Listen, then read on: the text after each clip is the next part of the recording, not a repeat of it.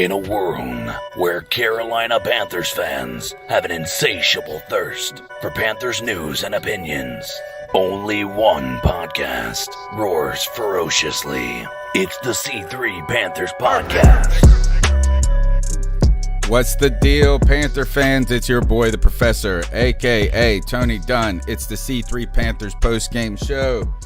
The Carolina Panthers fell 33-31 today in a very exciting and valiant effort on the road in what is generally the most inhospitable place to play in the world of football. But luckily and fortunately, COVID kind of has, I guess, nullified many of those advantages. And the Panthers really brought this game down to the wire in what was a very exciting performance and continues to be each and every week a competitive team, and we're going to be talking about it today. We want you to be a part of this show by jumping into the chat room. I see a lot of people already there excited to talk Panthers football. You can call into the show. The number is 252-228-5098. You can follow me on Twitter at @cat_Chronicles, and I encourage you to do the easiest thing you can do to help Panther Nation and this podcast grow. Smash the thumbs up button, share the link on Twitter, Facebook, or wherever you hang out on social media, and call the number 252-228-5098. I'd like to welcome in the crew. Cody Lashney, my co-host. How you doing, my friend? Tony Dunn, I'm doing damn fine if I do say so myself. I'm telling you, this weekend has been a weird trend of me feeling really good about my favorite football teams, even after a bad loss. But I'm telling you, man, I feel good about it. The Panthers looked good today. We took one of the best teams in the NFL down to the wire, man, literally down to an attempt for the longest field goal in the history of the NFL again, which, dude, poor Joey Sly, man, is just always at the door and cannot make history. But we're going to talk about it, Tony. We have so much to discuss. And as always, we're going to do it with the best Panther fans in all of YouTube, baby. Let's do it. 10, Tizzy, Jermaine Gill, QT0, Blake Bettis, Kevin Beauchamp, Lee Troyer, Sarah Taylor, LaShawn Doms, Sweb, Bubba Potch, Chef Alex Jeff, Christmas. my cousin. Merry Alex Christmas. Hey, man. Tony Dunn, the crew's all here. Ain't nothing to it but to do it, brother. Let's roll. CK, welcome to the show, man. Glad to have you back. Yeah, I'm glad to be here, man. I think we've just witnessed what a coaching staff that knows how to coach the players they have does. Yeah, it wasn't pretty. There were a lot of things that we need to improve on, but if you watch this game and you think we aren't just a few pieces away from being the Chiefs, I mean, yeah, you're just a couple of plays away, honestly. No. I'm not talking about beating the Chiefs. We are a few players. Being the Chiefs. Being the Chiefs. Just saying, guys, like our offense, you get the right, you get a tight end in there. You have some of the best wide receivers. Curtis Samuel had over 100 yards. Our biggest deficiencies right now continue to be our defense in that middle of the field. I told you guys on Tuesday, there is one glaring weakness that is going to be a big problem this game, and that was our linebacking core, and that was not helped with the loss of Jeremy Chin. No, actually today, to be honest, going into Arrowhead with no Jeremy Chin and what we have seen has been weaknesses with Tyre Whitehead, as the guy called him, getting burned all day like burning tires. Tyre Whitehead, Shaq Thompson, up and down, made some good plays today and then, didn't make some great plays at times. But I wouldn't say he had a bad game. It was, at first I thought it was like, oh, God, this is going to be a long day. Kelsey was able to eat, though, despite, Shaq 5 years ago was brought in to be a Kelsey killer. I mean, that's what he was brought in to be, the athletic. Shaq Thompson in many ways was the guy that Jeremy Chin is advertised as right now 5 years ago. Now he's getting a little bit older, a little longer in the tooth, and maybe that has, worn on his athleticism as well. But Kelsey did eat today. 10 catches, 159 yards on 12 targets. No touchdowns. Tyreek Hill as well. 9 catches, 113 yards, 2 touchdowns. So the Panthers really did put it to a very explosive team, but it took all the stops, guys. It took converting a 4th and 14. It took everything in the kitchen sink when it came to the playbook, it seemed like, as well as a beautiful fake punt by Joe Charlton. Is it Joey Charlton? What's his first name? Do we have two? Joey. So we got two Joes and the 2 Joey kickers right now. That's interesting. Yeah, man. How about this, man? Dude, I feel like I'm not far off saying that we missed and felt the absence of Jeremy Chin. And it's like, man, it kind of further cemented what kind of impact the young man has had, knowing, seeing what he's done on a down-by-down basis. And then to not have him, like, man, it was really noticeable. Now, shout out to guys like Sam Franklin, who, by the way, at the end of the game had some major plays, was balling out, did some good things. Jeremy Chin has really proven to be an asset for us. And, in a game where we really needed him, we didn't have him. And I think all of the parts of our defense that we expected to get burned kind of did get burned. I mean, our middle of the field was always kind of atrocious. To be honest, it wasn't as bad as it could have been. Right. And then Pete Thomas in the chat, he brings it up, and I know this is going to be a point of discussion for us today on the show, but he says, I'm over Dante. And Dante Jackson continues to have a lot of problems. Tyreek Hill abused him, but who doesn't Tyreek Hill abuse? But he also had some bad angles, was just out of place, wasn't fighting for the football. It looked like he was still wincing with pain from that toe injury. And by the way, I hate to get right to the bad stuff, but it looks like Christian McCaffrey was hurt at the end of the game. So do you think do you have any other information on that, or just him wincing and grabbing the shoulder? As of right now, no. And see, you say shoulder, but to me, it looked like he was holding his rib, like they were trying to fix his pad, like to pull it away from his midsection. So I don't know if it was a shoulder or what exactly happened to him, but he was hurt at the end of the game. And he wasn't feeling good, and he wasn't on that final drive. We ended up running with Mike Davis at the end of the game. So, tough, man. This is an injury-plagued football team. And well, he was there on the final drive. He was the one. Remember, he went out of bounds. He was the one that caught it right before we came out and kicked it, and Christian, he lost a yard. Right. But I think it was just that play. Like he was on the sideline for the start of that drive, man. And we'll get to Teddy Bridgewater, man. Right. But, no, we don't want to get to any. I mean, in fact, actually, the one thing to go ahead and bring up today is that we passed the ball 49 times today.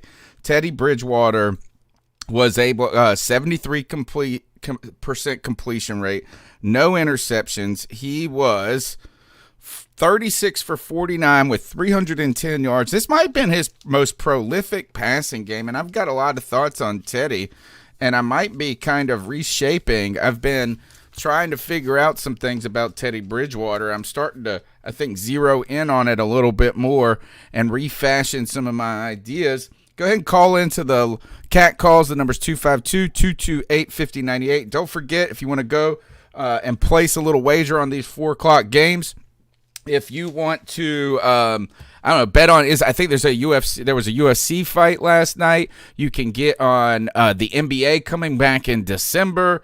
All types of action. It can be found at mybookie.ag. Use the promo code OVERTIME. They'll give you 100% first-time deposit match up to $1,000. You can go there. You can bet props. You can bet the NFL. You can bet overs. You can bet parlays. You can have a lot of fun. Feel safe and secure. mybookie.ag. Use the promo code OVERTIME to take advantage of that 100% first-time bonus offer. Up to $1,000 limit, though. But, hey, go and put $10 up there. And thanks, 89J Studs, for the $2.99. Getting in the chat room, supporting the show. The number's 252-228-5098. Guys, a lot of good things to be said about this team so far, but I think it starts with the coaching staff. You saw a team today that, I was on Pirate Radio this past week. I go on Pirate Radio 1250. You can catch me 92.7 on FM, Pirate Radio Live on YouTube. And you can you catch me every Friday, 3 o'clock. My buddy Clip and I making all the NFL picks. And we always start the segment off with the Carolina Panthers. And he asked me, he says, is there any chance that the Carolina Panthers can beat the Kansas City Chiefs? And I said, well, yes, there's certainly always a chance, but it's not like they should be favorites. And one of the way that I think if they're going to be strongly competitive in this game is to win the way that we have been winning. And when we have won those 3 games, maintaining, long drives, not turning the ball over, playing ahead, right? Getting ahead and staying ahead rather than trying to play catch up, and to beat that Kansas City offense by keeping them off the field. That's kind of the recipe that we have used to win the games that we have won so far this season. I think the Panthers sought to do that. Were not able to occupy long drives, initially they were in the longest ever drive of the season in that first drive. So you thought, man, this is really going to be great. I don't know. Let me see. Time of possession. I'll look it up in just a second what the time of possession was. But we were able to kind of play ahead for the early part of the game. Avoided penalties, avoided turnovers, and were able to relegate that offense to some field goals. But this Panthers team and the coaching staff did not settle for that. And that's what I was excited about, is that they kept that recipe, but also said we need to step on the gas. If we are going to play and keep up with a team with this, we went for it on 4th down several times. We had a fake punt. Did we have 2 fake punts or 1? I think just 1. Just 1. This is the second. Okay, so it was just, I'm thinking. Yeah, we had the second 2 onside. Yeah, we had the 2 onside. And then we had 2. Then we tried to sneak in an onside. Downs. Yeah. And then you get the Superman, the new Superman in Charlotte, as in Teddy Bridgewater. Gutsy play on 4th and 14. Really, the game would have ended had he had not run for that first down. So I felt like the Panthers went in there, and they threw about everything at them that they could. Maybe the only thing I would say that we did not do maybe aggressive, I won't say enough, but we weren't just super aggressive like on blitzing or anything like that. But other than that, the Panthers really put the pedal to the metal, and I think that is, we have seen week and week out, the Panthers team get better.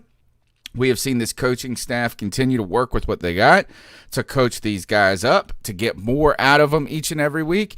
And that is all with missing significant pieces on defense and on that offensive line. I think the real storyline going forward and the bright spot, we can argue about players. We can argue about if we can keep Curtis Samuel. We can argue about whether Teddy Bridgewater can be built around and be made into a Super Bowl contending team. But I don't think there's really an argument or really any doubt at this, in my mind at this point, from just the small sample set of what we've seen so far. Joe Brady is legit, Phil Snow is legit, and Matt Rule is legit. Very excited about having a coaching staff that is a true asset to the team rather than just part of the team. You really are starting to see a picture form of what the Panthers are building, of what they're trying to do, and the team that we're trying to be. And again, I wanted to make sure, man, 89 J Stubbs, he donated, but he left a message, and he put, today was the best case scenario, need that draft pick. And listen, man, if you've been following this show, that's kind of been the train I'm on. And that's kind of why this is one of my favorite games, man. Like, it had everything that we wanted. It gave us the potential to have a better draft pick, and the Falcons won today. And we saw a gritty football team that refuses to lay down for anyone, man. And listen, I haven't changed my tune on Teddy Bridgewater, but I do think today was a snapshot of Teddy Bridgewater at his best, and the best that you could hope that Teddy Bridgewater would be. He got the ball out fast. He operated the offense well again. There were plays down the field that had to be made. Again, they didn't come until crunch time. They didn't come until absolutely necessary. But when it was necessary for the long plays to be made, he threw some dimes to Curtis Samuel down the field. Robbie also Anderson some great, and let's give some field. credit to those catches, bro. The catches, the catch by Curtis Samuel and the identical catch by Christian McCaffrey were sensational catches. I'm not trying to take away from the throw and say the throw wasn't there. It was a good read. Maybe, I mean, you can say it's maybe a little behind, I guess. For both of them. If he hit them in stride, that's a big play. Luckily, we still were able to drive down the field. But that part I am nitpicking because those were incredible throws, but those guys there was nobody in front of them. There was no reason for the ball to be thrown. They were running this direction. The ball was thrown here. They had to make an adjustment, and that was just bad throws on both of them. Now, I'm not going to take anything away from Teddy. He fought his ass off today, but like if you watch this game, you're going to realize that they game planned exactly for what Teddy was going to be. I mean, our offensive, Joe Brady. He's running this short, like he may have passed a lot, but they were short passes. We were not throwing the ball down the field, but we were doing what we could against the top 5 rated. Not until the defense. fourth. Yeah. Top 5 rated defense on passing in the NFL. I mean, that's a tough task for anybody. And Teddy Bridgewater didn't cause us to lose the game today. I think that's a plus. But Cody, here's what I'll tell you. If we almost beat these guys playing at a really high level on offense, and our defense is probably the biggest question mark. Everybody wants to talk bend, don't break. Well, we broke a lot, and we cannot play the bend, don't break against a team like this. We have to get some punts, and it cannot come in the last series of their offense in the game against one of these types. When they have to play conservative just without being ridiculous. And to be honest, the RPO one that set them back was probably almost too aggressive of a play to be running in that position. And we're going to probably talk about time management later. I want to get your guys' opinion on what we saw, and I have a theory on what we saw, but I'll get you guys kind of opinion on that. But to answer your Shaq Thompson, he wasn't playing bad today. Travis Kelce, at least 100 of his yards are at the behest of Shaq Thompson not actually covering him like he should. There was that 144-yard one, or maybe it was the 30-yard one, that it was a third down, and Patrick Mahomes was rolling to the left, and Shaq Thompson got froze watching Mahomes. And Travis Kelce just ran by him. He was clearly the guy supposed to be covering Travis Kelce. He's supposed to be a Kelce killer, and he is not. Yeah. So, but I mean, he was to start his career. Yes, he was. He was the guy we were putting out there to stop Tony Gonzalez, to stop all these dudes. And that was the idea. He used to play the Buffalo nickel for us. That was the idea, but he never did. Like, okay, he benefited from Thomas Davis. He did in year 1 and 2. But he was not some like death trap for tight ends everywhere. Like, I mean, a lot of people. Again, I think he was in the first 2 years. I think he was for the first 2 years. I think he's gotten slower. I got some other things. Keep going, guys, because I got some other things. I wanted to say one last thing with regard to this. Teddy Bridgewater at the best that he possibly can be, right? And yes, there has been inconsistencies with his play. And there are some things I'll criticize 110%. But you get a good defense here, this could have been a destruction of the Chiefs. If we had a good defense of any sort, like if our defense, our defensive line was getting penetration. Patrick Mahomes accounts for a lot of things, but when you have no middle of the field defense that's actually able to stop anything, that plays so soft that people have at least a 10-yard cover before they have anybody contact them, I mean, that is a recipe for disaster. And if you can fix the middle of the field and our penetration can maintain the level that it's at now, these guys cannot go deep. The only time that he was able to go deep was when he was able to scramble outside of the pocket. So I want to talk about Teddy Bridgewater for just a second, and I want to do something specifically. I want to praise Teddy Bridgewater and give him credit for things that I did like, and then I want to, basically tell you a real problem that I see with Teddy Bridgewater. So that way people can hear me being fair, doing both of them back to back. Okay, 1. Teddy Bridgewater can extend the play. I mean, the pocket broke down, and for a few weeks in a row now, Teddy Bridgewater makes plays with his feet, man. Did y'all notice that touchdown run? He kind of did a little hurdle over one of the guys right into the end zone. Like, listen, man, Teddy's out there fighting for yards. And I respect that, man, because we've talked about him not being the leader. And part of being a leader on a football team is putting your body on the line.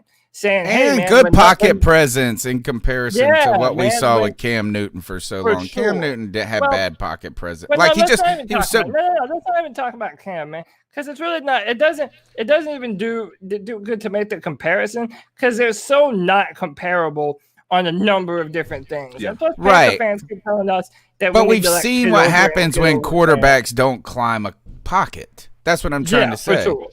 Well, that Cam was a footwork thing. But anyway, whatever. Look, then I also want to mention this, right? Teddy put it on the line when he needed to put it on the line. But the final drive of the game kind of lends to my point on why Teddy Bridgewater and his lack of, 1, arm talent, and number 2, his ability to just really throw the football into a tight window. If you notice, at the end of a football game, when you're trying to march down the field, the clock is your enemy. So one of the best things that guys like Aaron Rodgers and Drew Brees do is they will throw darts to the sideline. I mean, right to the sideline so that their receivers can catch the ball and get out of bounds. Did you notice that on that drive when we're trying to get into field goal range, Teddy Bridgewater threw the ball too early because he couldn't gun the football to the sideline.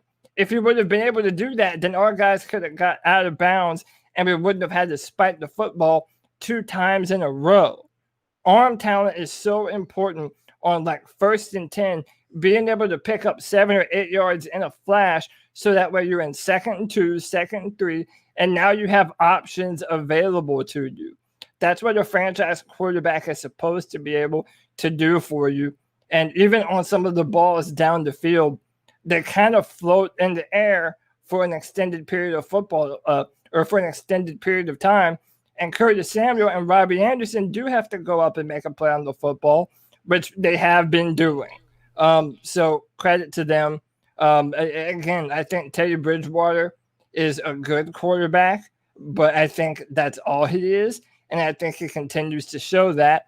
And our play calling and our offense has been built very well around him, I think. I think I've learned for weeks I've been saying this, and I even said it on Pirate Radio this past Friday in this exact manner, is that our inability throughout this season to this point to stretch the field.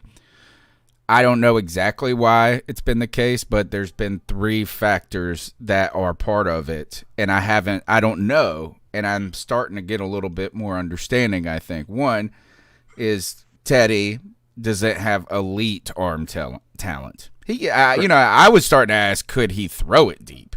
I think now I've kind of decided this is that he can throw the ball well enough to hit some deep routes. It's just not like what Patrick Mahomes can do, where he can flick it 40 yards with his wrist, essentially. But it's not like he can't, like where we were seeing those years where injury had set in for the man who we cannot name his name on the podcast, where you were saying he physically can't do it. But it's not the elite arm talent. Second question is about pass protection. Is this about is he not having time? Are these routes not able to develop down the field? And is that why the underneath game has been present? And third, and now I think this is what it truly is, I think Teddy's just conservative. I think that he just prefers to take the 3-yard pass than to take the riskier downfield throw. Yeah. And it really almost felt like today that everybody forced it on him. And to be honest, it was like, yes, It's working. Like, I mean, I just think we need to do it more. Something that you've also said, Cody. And I think Teddy should have some more confidence. I saw this. J-Dub says, it's not like our offensive line was exactly holding up. Okay. I'm going to say that, today that the Kansas City Chiefs were able to disrupt the pocket, but they were not sacking Teddy like crazy. No. Teddy was able to, he does get the ball out quickly. He does move around in the pocket well. So unlike some things, he's not giving up easy sacks in a way. I think it's kind of a cop-out, though, to talk junk about this offensive line. I think they've played very well this season overall, despite not having all the pieces on the field each and every week. I think that we can be better as of offensive line. But I think it has to do more with a little conservatism on Teddy's part, and maybe even the play. I don't know if it's the play calling or what Teddy just does so well. Those timing routes, he just hits the guy in stride. It seems like a very Drew Brees-esque type of game. And when I say Drew Brees, I mean in the last 3 years type Drew Brees. I think the pass protection has been adequate. Yeah, maybe that's from just because I've been so accustomed to watching the most horrific offensive lines in the history of sports for the past 6 years or whatever it may be. But I do have one concern. I was going to say this. I praise the coaching staff. When I walked into this show talking about the future is bright, I have 2 criticisms in this game so far. Number 1 is on the coaching staff, and that is, why did Mike Davis only have, in the first return of Christian McCaffrey, Mike Davis rushes the ball for a total of one attempt for 3 yards? We asked how the workload would work. We did not run the ball very much, but Christian McCaffrey did have 18 attempts versus the Mike Davis 1 attempt. Mike Davis was involved in the passing game. He had 6 targets, 5 receptions, 34 yards. But again, the nut that no one seems to be able to crack is how to use Christian McCaffrey and other running backs. And they were doing it more with Curtis Samuel had more carries than Mike Davis today. So there's my first criticism.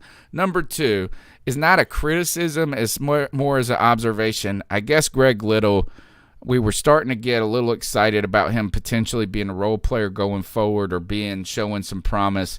I guess we overplayed that because he lost his job immediately to Dennis Daly and Scott. No, was he hurt? Am I missing something?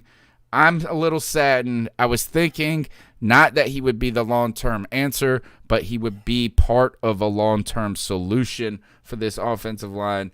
I'm not getting that feeling after today. Yeah, and I think J-Dub even mentioned it too. Like, how many teams have a left tackle rotation? It's like that doesn't happen very often, and it shouldn't happen for a reason. Like that's the guy protecting your quarterback's blind side. But I think it's funny because again, I'm not the one bringing up Cam Newton here. Let the record show, okay? I did. I'm not doing it, right? So okay, but I think it's funny, like, all the people who used to get mad at us for like giving Cam Newton a pass on things, they're trying to do the same thing for Teddy Bridgewater. It's like they said that, whenever Cam didn't make a play, we would blame it on the offensive line. And then, it's like now it's like the vice versa. It's the repeat of that.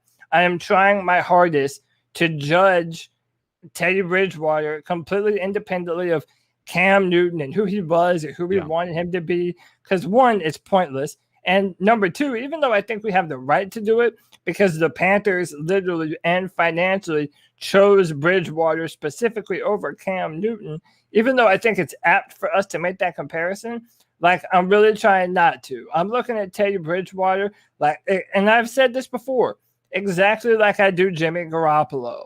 Like Jimmy Garoppolo at his highest level is a game manager quarterback that you only trust to push the football down the field in moments when you absolutely have to. And by the way, I don't even know how long Garoppolo is going to be the head quarterback for the 49ers after this year because he's injury prone.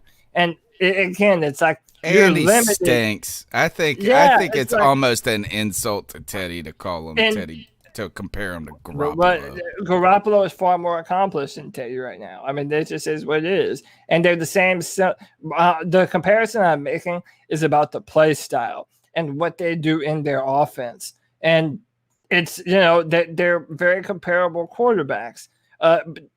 Tony, before we go any further, listen, man, we have 56 people watching, and there's 20 thumbs up on the video, man. Fix that shit. Are you not entertained? Let's go, baby. Keep pounding that like button. Let's go. Like, a surprise, CK, this week was I saw a lot of Ian Thomas on the field. CK dropped out. I think he'll come back or something. Oh, okay. Sorry, I gotta look at the. I'm sitting here looking at everything, but we saw more Ian Thomas this week than we've seen in a while. Yeah. He wasn't really it wasn't in productivity necessarily, but I noticed him a lot out on the routes. I want to know does he look bigger to you? And he just looks like a bigger frame than he did last year. And I don't know if that means putting on weight. Also, an interesting note, we were 7 for 16 on third down, not bad. 3 for 3 on fourth down, very good when it comes to that. This was one of our better games on defense on third down. The Chiefs were 6 for 11 on third down. Oh, all right. So I wanted to ask you this too, and I put this on Twitter. Like, was it me or did Patrick Mahomes not have one of his better football games today? I feel like he was missing some kind of simple throws. CK said something came up, so he had to dip out. You're cool, man. But yeah, I felt like there was some. I don't know what it was. Either the timing of the offense of Kansas City's offense was off, or Pat was just missing some throws. I think he just actually looked normal today. Is that you just it's like, oh my bad, when he missed a wide open throw, a very wide open throw to Tyreek Hill where Franklin, they highlighted on the broadcast where Franklin kind of bit when Tyreek ran the post, I guess, and then he ran the other post, whatever. Like he goes right and then he bit on that and it was like, you ain't catching Tyreek Hill. And it was just off, and you just don't. And I think they even said that in the broadcast. We're just so accustomed to him being like 100% that when he's 89%, whatever, that we're kind of like, what the heck? What the heck's going on? I would say he was 30 for 45, dude. So that is 30 for 45. What about 67% completion rate?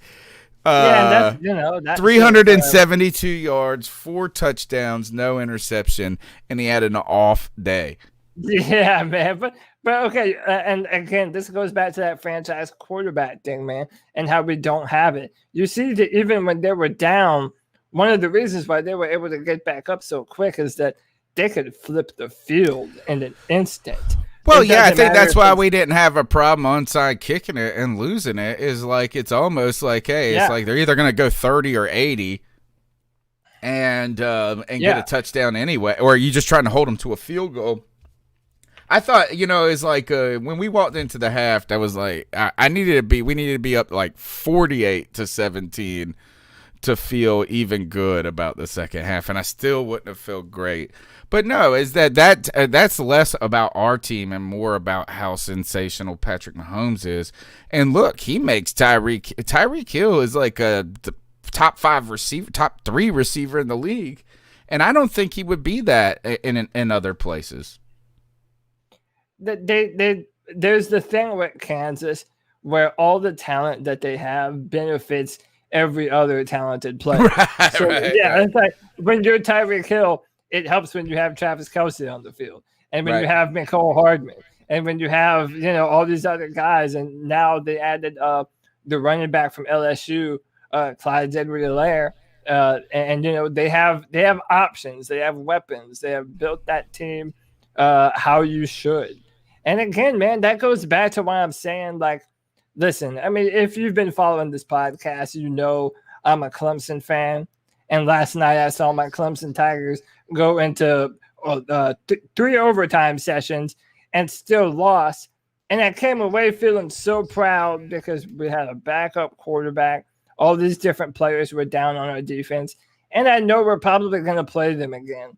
Well, and it's weird because today I had the same thing with the Panthers. It's like, Rage Real Sade in our chat room says, give some credit to our defense. Patrick Mahomes was Patrick Mahomes, but our defense just shut him down. And you mentioned that, Tony. Like there's some merit to that. Like our defense did play well, and even when we have so many players down and injured, like our defense rises to the occasion. Even without Jeremy Chin, even without K'Wan Short. Like I saw someone say they're not sold on Phil Snow.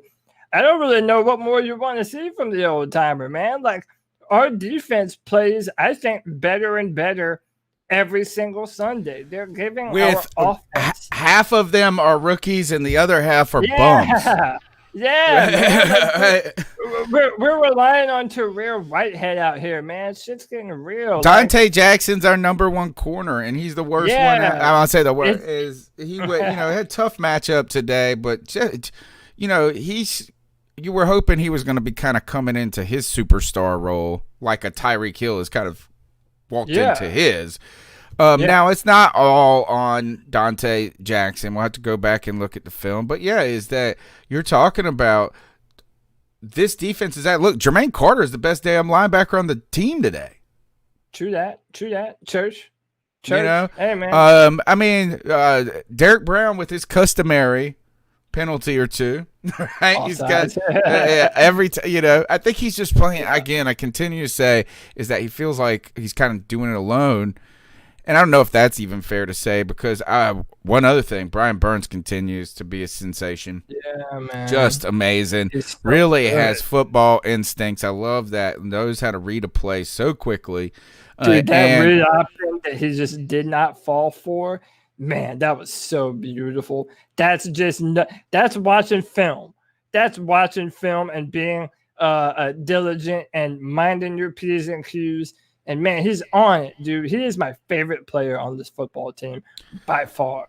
I got to say Zach Kerr might be becoming our new Kyle Love, right? Is that an underrated player with a kind of a motor for a big boy that's crazy and a lot of enthusiasm? And really the reason I'm pointing that out is that Franklin, on that drive that Franklin made the 2 good plays where he sacked Patrick Mahomes, who really should have thrown the ball away, but just thinks that he can never do anything. Nothing ever catches up to him. Franklin makes the play. Zach Kerr was the biggest cheerleader in the whole bunch. Excuse me. So to me, it was. So I see a lot of upside. I don't think you can. I don't think we could really scheme on our defense to be that much better. If anything, you just say we're a little conservative when it comes to blitzing.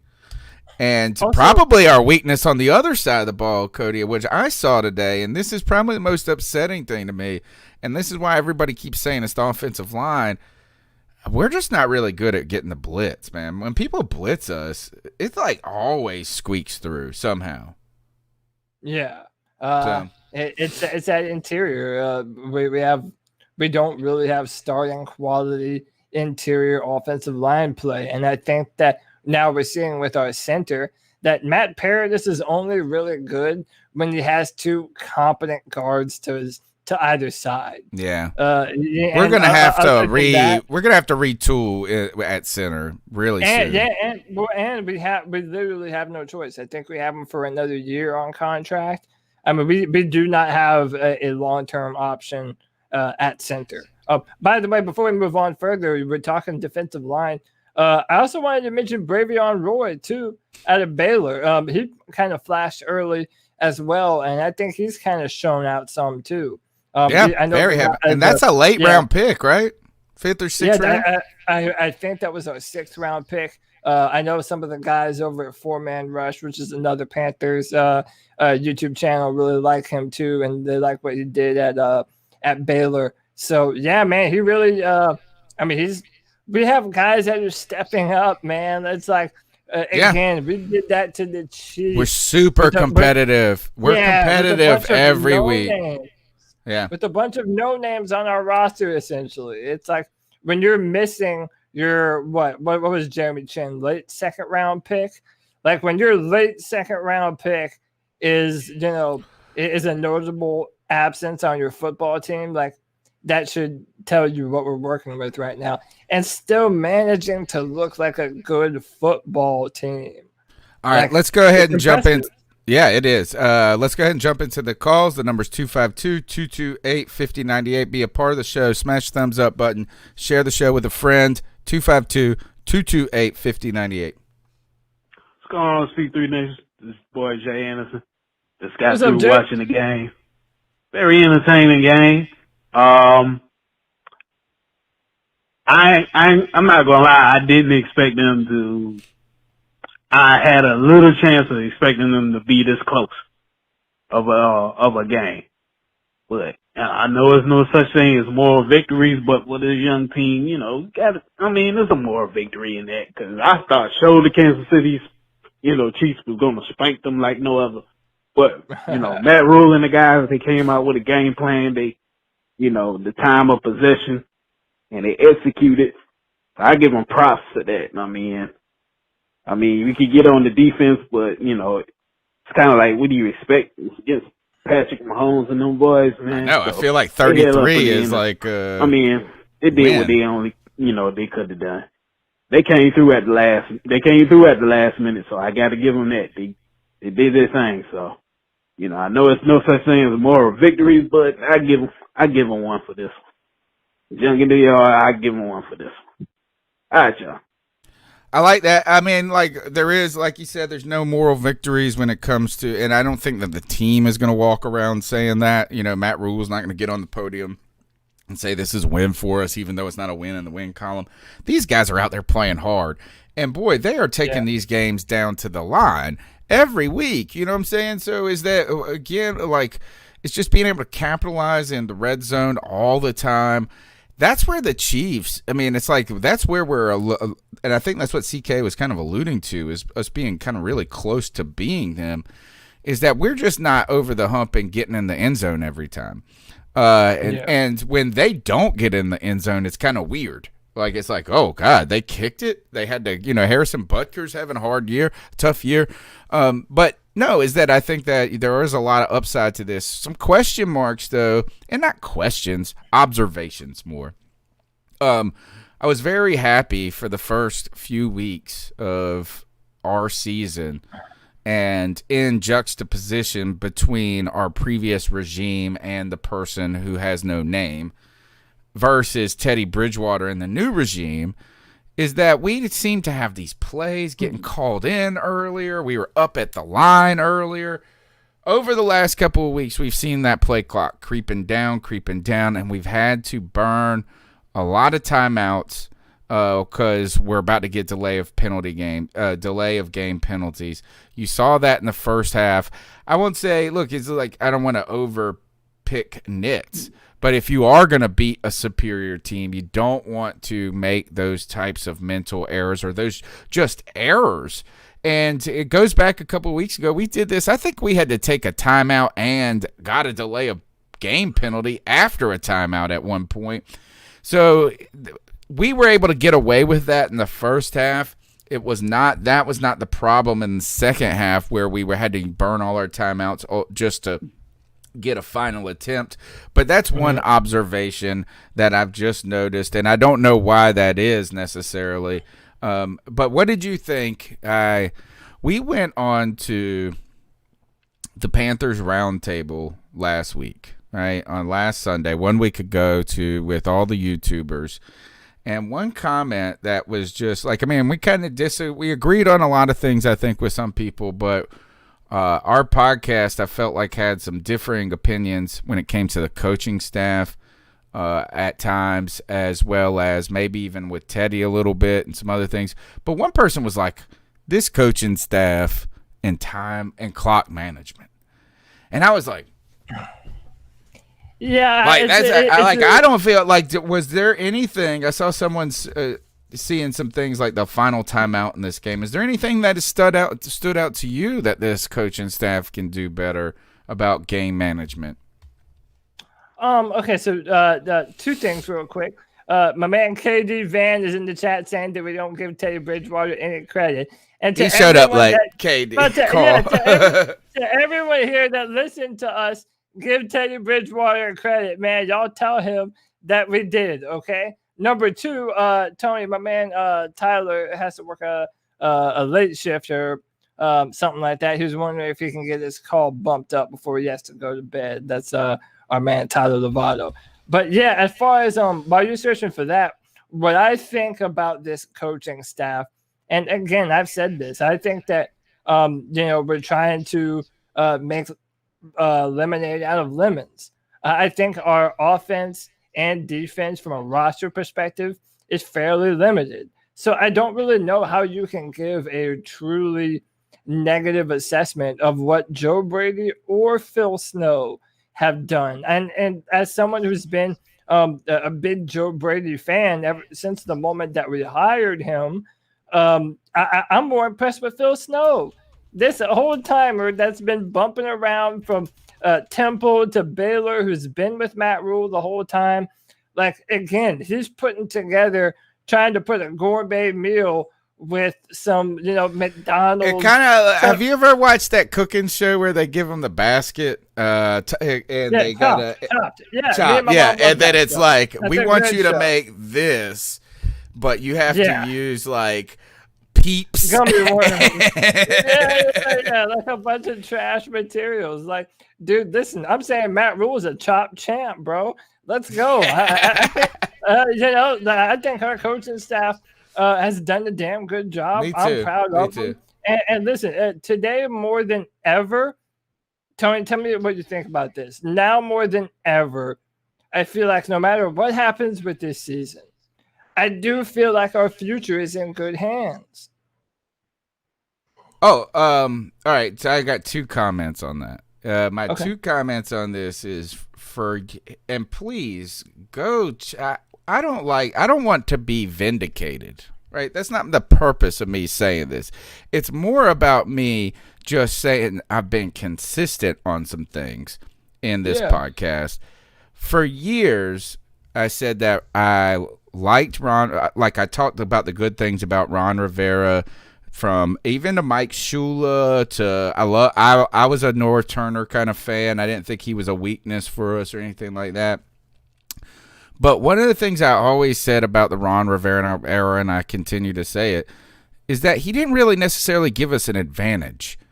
And it wasn't like I didn't go, you know what, 1 or 2 games a year are going to be won because of the greatness of our coaching staff. I didn't say that. I never just thought that. It's like, you know what I'm saying? It's like, I would argue that we have we're assembling a coaching staff right now. When I say assembling, I think we got the main parts. I don't know about the assistants and the little assistants and all those guys and how much of an advantage they will be down the road. But I think our coaching staff we're starting to see what a staff that can give you an advantage is.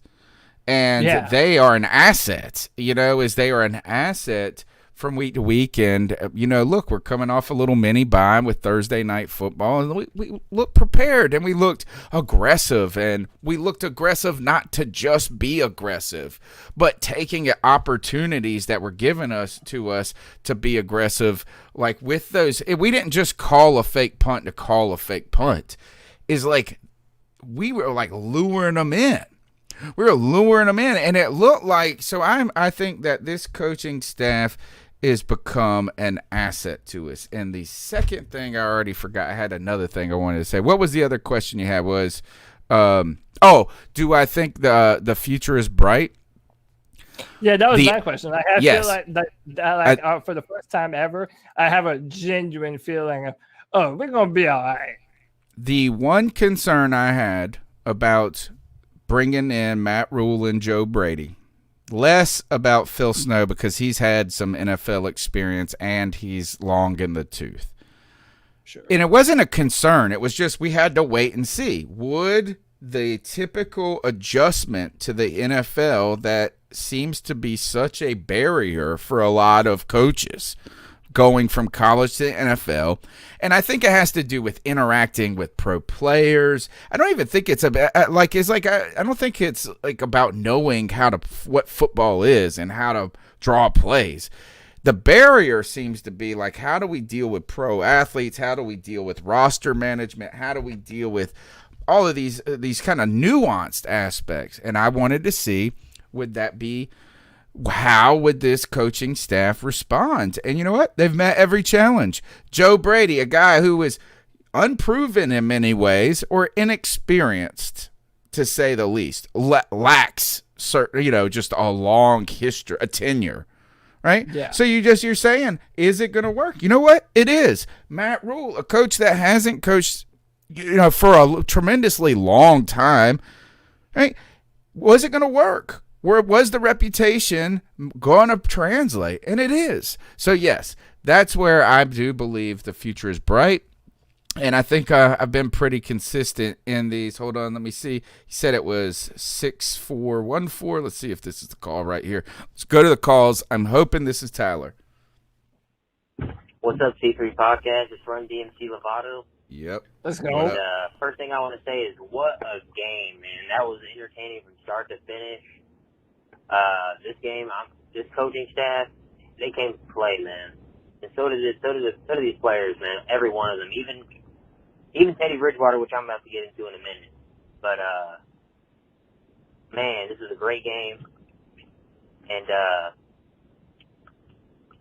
I'm happy to have McCaffrey back. But I think we definitely missed Jeremy Chin this game. I think he could have held Kelsey below 150 yards receiving if he was out in the field. But I felt our coaches did amazing. I love the aggressive play calling against a great team like the Kansas City Chiefs, going for the fake punt, the onside kick that I didn't even expect the onside kick. I actually called before the fake punt. I just called the fake punt to my wife before. I was like, this is going to be a fake punt. And it actually happened. I feel like I know this coaching staff now. I feel like I'm getting used to them, and I'm loving their aggression. And, but I'm going to get on this Teddy Bridgewater thing real quick. He had a good game for him today, but like I said, for him, I know he ran and dove for us and put his body on the line for this team, but he's still not it, guys. Like, if we had a quarterback that could throw the ball deep, especially when we're on those 2-minute drives, throwing checkdowns, that is just fucking pathetic. And the deep ball accuracy of Teddy Bridgewater this game was fucking pathetic. Every one of our receivers, and even McCaffrey, they were just making all the plays. I mean, Teddy had a couple good throws this game, but I mean, he's not it. Like, I think he's a great bridge quarterback, literally in his name, Bridge. That's what the fuck he is, and we need to fucking. It's great that we lost this game because we have a real good shot of getting a Zach Wilson, a Trey Lance this year in the draft. I know you guys are tired of hearing this shit, but it's the fucking truth. We need a guy who can throw the ball deep, and I know for a fact if we draft one of these quarterbacks with Matt Rule and Joe Brady, they can turn one of these Trey Lances or Zach Wilsons into a fucking Justin Herbert type quarterback. Like, we could have a real legit offense that has a deep threat. It would just be amazing to watch if we got to get a great quarterback. But I'm not saying that he's trash. I'm just saying he's not enough to win a Super Bowl. And the whole point is to win a fucking Super Bowl. So what are your thoughts on that? Run DMC Lovato's out. Run DMC, man. Appreciate the call. I feel like I've made my opinions on Teddy Bridgewater pretty well known. I know he was in the chat talking about Zach Wilson, who I've been a big proponent of lately. And listen, Tony, you've heard me say this exact phrase. Teddy Bridgewater is who we thought he was. Like, he is who we thought he was. Like, this is the kind of performance. Like today, how many times did you say Teddy threw the ball? Like 49 something times. Yeah, 49. and had like a 72% completion percentage or something. Like, again, this is who Teddy Bridgewater is.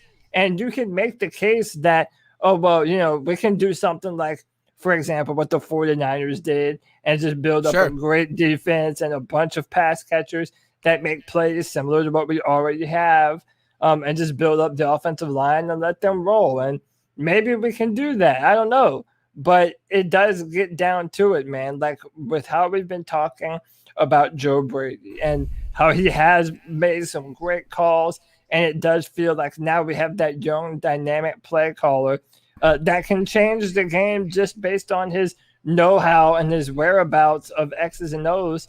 If you gave Joe Brady a quarterback that can execute to all levels of the football field and be mobile, man, if we're in a position to draft a guy like that this year, which I think right now we're sitting at number 10 in the pecking order. So I don't know. Like that's where Patrick Mahomes and Deshaun Watson, like that's around the range that they were drafted in. So if we have the opportunity, we should absolutely pull the trigger on a quarterback of the future if we believe that we have the guy.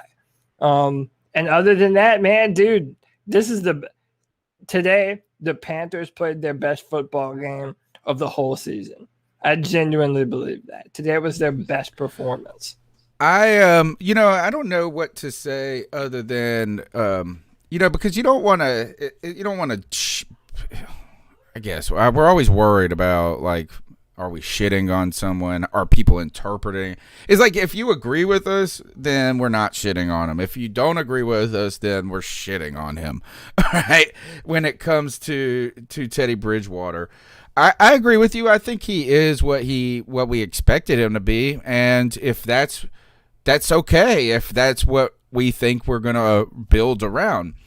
And I know that that's not popular with you. I was asked on Pirate Radio this past week by my buddy Chandler, who I'm going to bring on the podcast soon.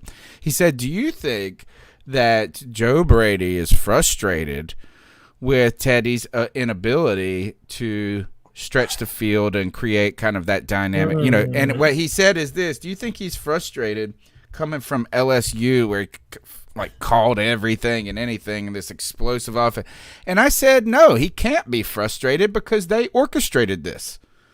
Right? It's like this is what you wanted, and that's fine. And so I want to know. I won't, and we're not going to overly spend too much time on this because the draft is so far out, the future is so far out. Yeah, and this is a post-game show dealing with today. But if you're not in the range of getting one of those top, if you're not a top 5 pick and you're not going to trade up, right? If you're not going to do those things, maybe this is a year we can pick a dang top-end defensive end to pair with Brian Burns, because let's go ahead and face it, folks. We are trotting out half rookies and half nobodies. And F.A. Obata, who plays hard every week. It's not like he's ultimately a weakness. Like, I'm like, oh, God, we'd be so much better if we didn't have F.A. Obata. But he's starting. It's not like we have Bosa and this on the, so there is an opportunity if you don't see the Panthers, if the Panthers don't feel like building, getting that kind of game-changing quarterback that can start in a year. If they don't feel that that they're in the range to do that this year, there might be a real opportunity to 2 years from now build a San Francisco 49er type team around Teddy. Keep in mind, the San Francisco 49ers had like 4 or 5 years of top 5 picks, all of which were used on the defensive line. Right. So, but we have free agency money. We're going to have free agency money, so there's some things. So, we don't know. I don't know what the future is if Teddy Bridgewater is going to be the guy in the after year 3. But I do expect him to be the quarterback next year, even if you go and get a top-tier quarterback. You have the luxury of, if you bring in someone and you don't think they're ready and you don't want to start them from day one, you have the opportunity to do that with the players you've got. So I would say this is good game by Teddy Bridgewater today, in no turnovers. I think we saw exactly what Teddy's limitations were, but also today, instead of talking about his limitations, we saw a lot of the things he does bring to the table, and maybe that is a little too conservative at times. Maybe there's some things that were left on the field, but he did really take a lot of advantage over it. Now, I did have one other point about this. Guess who I saw come immediately tweeting out after that Teddy Bridgewater Superman dive? Brandon Herbert. Oh, Brandon really? Herbert's like, I don't care what y'all say about Teddy. He plays with heart. Like, okay. Well, I was like, welcome back. We haven't seen you in weeks when Teddy wasn't playing all that great. And second, I have a real problem with Panthers Twitter. Okay. Particularly some people in the media who are always kind of on our ass. And I say our ass because we're like the fan voice. It's like we can be absurd. Yeah. We don't have to be objective. In fact, the whole point of this podcast is not necessarily to be fully objective, but to have fan-driven discussion. So, like, I'm going to cheer for people. I'm going to hate certain people on the team. I'm going to love certain people on the team. I'm going to hate the Falcons. But this whole... Man, we really made the right call with Butker. That shit's gotta go, folks. You guys always talk shit to us when we overplay criticism or pick on the smallest things. Harrison Butker has been like money for 2 full-on years. He's having a tougher year. I don't know if you saw it today. The wind was kicking, though. It wasn't like it was the easiest kicking environment. But these people coming out of the woodwork being like, looks like the Graham Gano pick looking better. Well, guess what we don't got? We don't got Graham Gano because he sucked. Yeah, like, dude, anyone who's choosing the kicker hill to die on, they're going to die pretty quick. Okay? If we don't have Graham Gano, we don't have Harrison Butker, and, I know CK really likes Joey Sly. And I think we all kind of like Joey Sly, but again, we keep on putting him in these situations where we make him win the game with these crazy field goal attempts from 62 fucking yards. Yeah, that's like it's like I feel for the guy, man. A crazy question to put on pause though is that this team felt like they had maybe a better opportunity to win the game with Joey Sly kicking a 67-yard field goal in somewhat windy conditions versus a Hail Mary pass attempt. I don't know what that tells us, but I think this, as I said today, is that Panthers Twitter is like the reverse Michelle Obama. When they go high, we go low. Let's see. Let's go to the next call. Right now, watching the game. Kevin from Charleston. Teddy Bridgewater, obviously. He can't throw downfield. Just watching Patrick Mahomes throw it. It's amazing. Our cornerbacks are horrible. Like, horrible. True I'm statement. Seeing Travis Kelce burning cornerbacks. Like, a corner. You're supposed to be fast as shit. You're getting burned by a tight end. I mean, I know it's Travis Kelce, but shit. Our safeties and linebackers trash again. Right. Probably going to lose this game now. It's in the third or fourth. But I'm glad to see our offense is doing something. But yeah, definitely need that quarterback who can actually make plays.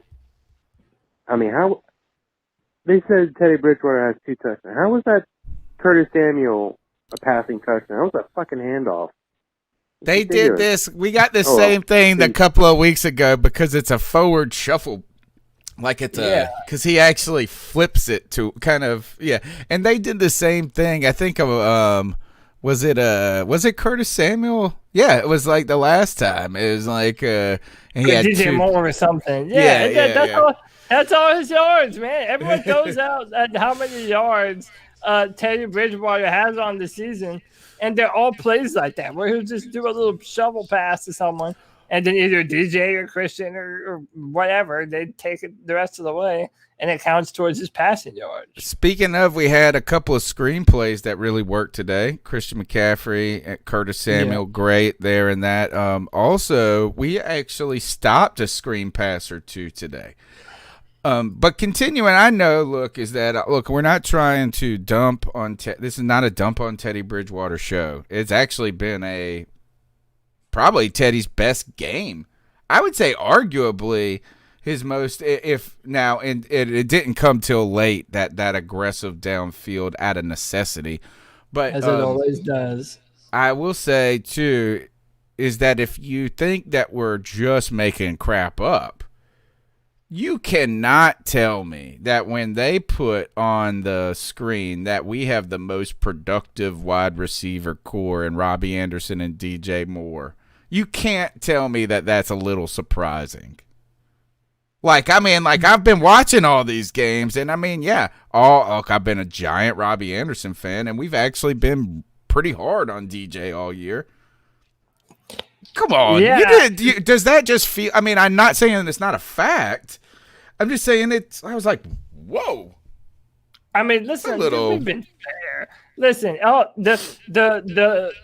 the craziest part of the opposition is the loudest, right? Like most, the people that are on the fringes are the ones screaming and shouting the loudest. So everyone that's like, oh, you guys just do nothing but shit on Teddy Bridgewater, dude, if you actually listen to what we say, I think we have been and continue to be incredibly fair. We gave him the opportunity to be like, okay, this is our idea of who you are before you even became a Panther. Now you have the opportunity to change that narrative and prove that we don't know shit, that we're just fans, and that you actually are the guy. This is your opportunity. And in certain aspects, he has done that. He runs the offense incredibly well and efficiently. But it is very easy and clear to everyone who knows even a little bit about football that there are things that other quarterbacks can do that Teddy Bridgewater won't do. That doesn't mean he won't put himself on the line to win a football game. Again, he extends the pocket, runs for first downs. He's a baller. He wants to go out there and play, but you just can't expect too much from our passing. And I think he does things that other people don't do. Right? Is that can't we be fair as this is to say that everybody has strengths and weaknesses in their game, and there are very few people that don't, and those are the super transcendent ones, like a Patrick Mahomes, mobile, cannon, gutsy, not like like all of these things. Right. Those are rare. They're rare. And so when you say that his strength is not the downfield game, it doesn't mean that he doesn't have other strengths. And I think that we've seen the juxtaposition, and I think that this is where I think a lot of Teddy stands. And I don't know if that's offensive these days or whatever, but I see the kids use that term. You're good. Stands is good. Is that we also have seen problems with poor completion percentages from quarterbacks for dating back to Cam, right? Is that hasn't been their strength of their game necessarily. Yeah. And so when you see that, it is refreshing. And here, no turnovers. Again, a big deal. I think a problem today, I want to know, why is Mike Davis – why are we not going to be able to how to figure it out? Look, Christian McCaffrey already potentially nicked up in one game return. I'm still trying to find more information about his injury. When I do, I'll keep you posted. Nothing. I'm about to check the main. All right. Next call. Let's 252-228-5098. We appreciate you guys being here with us. It's a place where Panther fans get to congregate. We're here live Tuesday nights, 9 p.m. Longest running Panthers podcast, and we need y'all's support and help. And I'm going to tell you this, to be honest, this is how bad the Panthers season is right now. Our podcast numbers have dipped significantly from the past year or two. and I have a theory. And my theory is that we're competitive enough at all levels or often for not people like our podcast listens the best they have ever been have been in 2015, right? When everybody only wanted to talk about the team, or when we're like a shitstorm. The in-between is when people get to watch the game, feel good about the team, and move on with their life. Folks, the in-between world, help us get out of it. Download the podcast, tell the friend about the show, all of that jazz. Good afternoon, gentlemen. It is Theo from Asheville. What's up, man? Just want to call just to give a couple thoughts. I was very hopeful going into today's game. My buddies call me crazy, but I bet the Panthers. Money line, actually, no spread. So, kind of gritting my teeth as they score that touchdown with, 7 minutes ago. And, I don't know about the onside kick call, but what I really want to talk about is just how atrocious our front seven is. I think that drafting Derek Brown has done absolutely nothing for this football team. I don't think drafting a defensive tackle in the first round is anywhere close to useful. I just don't think defensive tackles, unless you're talking about Aaron Donald, don't really make a difference in the league. And I just don't know, especially this guy. I don't know why he's drafted so high. So thoughts on mainly our front seven, and what you think about Derek Brown, our first round draft pick so far, because I think Mahomes has had all the time in the world to throw the football today, and it's slightly concerning. Thanks, gentlemen. Keep up the good work. Keep going. I'm not going to go that far. I'm still high on Derek Brown right now until he cleans up some of the penalties, though. We're going to continue to kind of, not be wowed by him because a defensive tackle doesn't get the sexy stats a lot of time. Today, though, he had three solo tackles, 2 assists, 5 total tackles, no sacks. So I would say is that the jury is let's give him more time. And let's put some pieces around him before we start. Really, he's super country strong, bro. This guy is mega strong. So I think that he's not the thing to zero in on this defense just yet. And so I think the linebackers are and the corners are, and I do think we don't have any help around him other than Brian Burns. Yeah, and that's 100% fair. And you've brought this up before. Look how many times we just rushed 3. Like, when we were rushing 3, we literally have 2 edge defenders, and we'll put Derek Brown in the middle. Listen, let me be fair about Derek Brown, right? I'm not the Panthers GM, but I am a Panthers fan. So the decisions that I would make for the Panthers aren't often enacted by the actual team themselves, and then the fan of me has to come in and justify the pick. And I'm not saying that Derek Brown isn't a good player or that it was a wasted pick or any of that. If you followed me on Twitter or listened to me on this show before the draft, I told you guys that I thought Derek Brown was a very talented, freak strong, run stuffing defensive tackle. And those are valuable. But I wouldn't draft that kind of player in the top 10. And I said that after having evaluated 2 or 3 years of tape from Derek Brown. Now, does that mean that he was overdrafted or that he's a bust or whatever? No, because again, we're asking him to do so much. Like, he is already a centerpiece of our defensive line. Like, Brian Burns only is able to do what he's able to do because Derek Brown is routinely eating up, 2 and 3 blockers sometimes. So again, that's what you draft Derek Brown to do. Derek Brown was never going to be an Aaron Donald type. He's not that kind of football player. He's not that pass rushing 3-tech defensive tackle. So with that said, I think he has a ton of value, but he's Star Lotulelei for us. Like, what we drafted Star Lotulelei to be, we're hoping that Derek Brown becomes that same kind of player, if not better, because he does have more upside than Star coming out of Utah. So I like Derek Brown. Would I have taken him with that pick? No, I probably wouldn't have, but he's still going to be very important to what the Panthers are going to be doing on defense for a long time to come.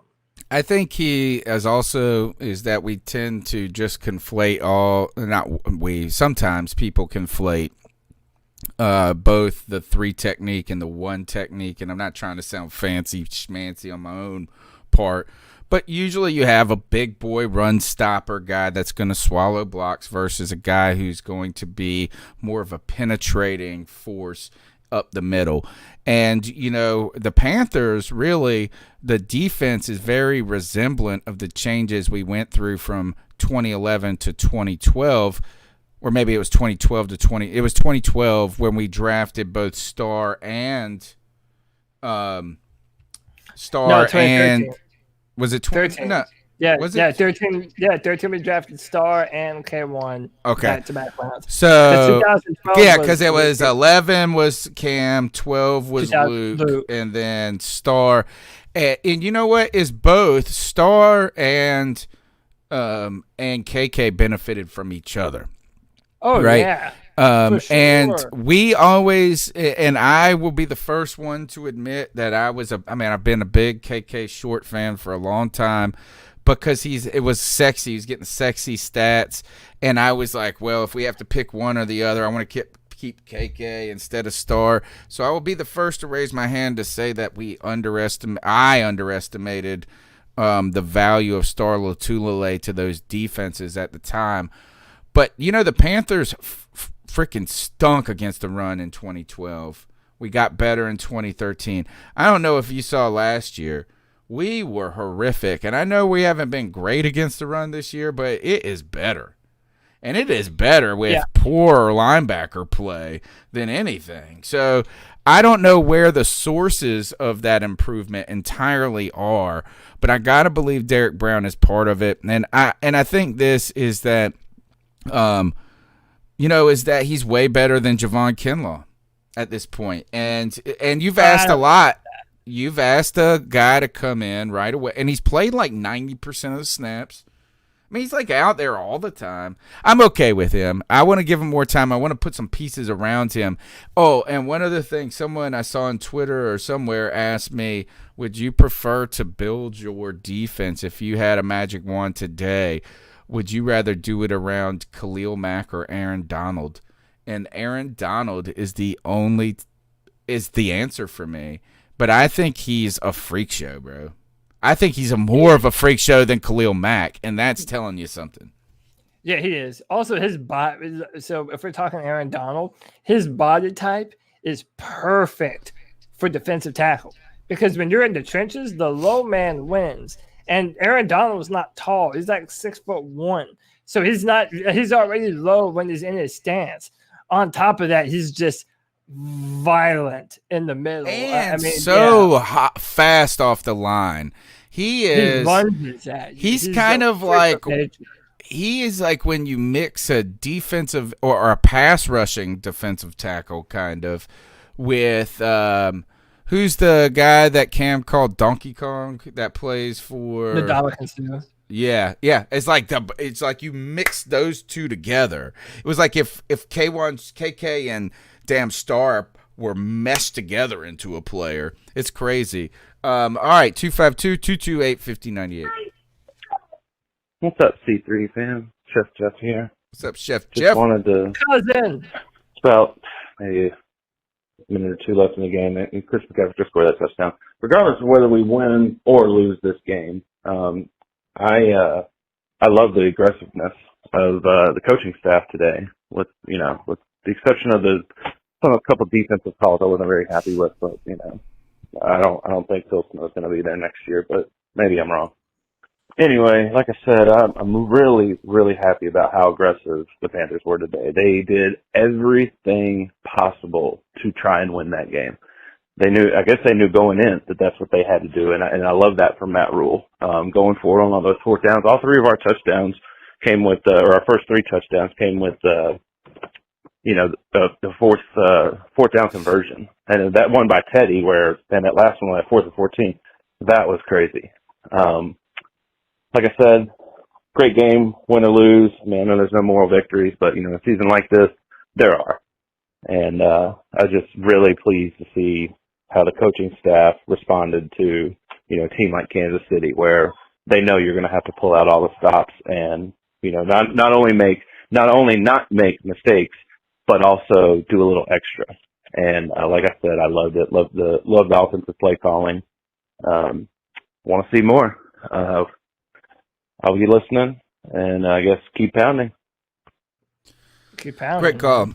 Great call. Yeah, I think, isn't it, I feel like the aggressiveness from this coaching staff, and you could say that it feels somebody might say, well, this is gimmicky. This is like college stuff. Fake punts all the time. We don't do a ton of reverses. Actually, I feel like we do less of those things than North Turner did in some cases. But it doesn't feel gimmicky to me. Like, it feels like this is what the type of, like, they punt when they need to punt. They take advantage, they've been aggressive. I almost would say there's a couple of fourth downs I wish we would have gone for more, just because, like, we're good at picking up 3 yards. And so anything in that 4th and 4, as long as we're on their side of the 50, I'm, like, ready to go for it. I think another thing that I liked about what I've seen from Matt Rule and Joe Brady is that, yes, we knew we were going to have to be aggressive in this game, but we had a fake punt earlier in this season that turned out to be a disaster, right? Where once they called it, when they work, they're genius. When they don't work, they're disasters. But, we didn't get gun shy. We didn't quit like doing what we thought was right just because it didn't work. And I would argue that in a Ron Rivera era, Riverboat Ron was never his natural persona. It was a forced, and it was a forced adoption by him when things got so bad. He was playing for his job that year. Yeah, we had 2 years that we started off, and it did not go well. And then 2013, his ass was on the line. It was 2014. It was 14. It was the year we had the 6-8-1 season. Wasn't it? That he got the Riverboat Ron moniker. It was the year after, because we went 12-4 in 2013 with that crazy awesome defense. When was that Christmas that we played the Falcons? Good question. Well, that's the chat room. Was that 13 or 14? Because I kind of in my head have like a remembrance of that being like, oh, okay, Ron's aggressive. Ron will go for it. He'll fucking do it. But it was around that time period. But yeah, no, you're right, Tony. You're 100% spot on. And in his final days, you and I were saying that he didn't deserve the nickname Riverboat anymore. And you shouldn't do those things if you don't think if they're the right thing.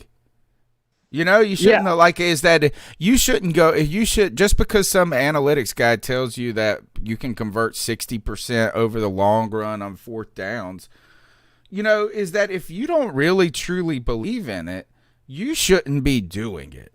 And what I'm saying is, I think this coaching staff isn't doing things just because they're gimmicky or the paperwork says it's right. I think they're making these calls because it's really part of their nature. 252-228-5098. Panthers podcast, how y'all doing? This is G of RCA. Hey, man, damn, that was a good game. I'm just fucking pissed we lost the damn game, man. Yeah, and I was a little disappointed myself. Tired of fucking losing. I really am, man. This shit is getting old as hell, and I'm gonna be the first person to say this shit.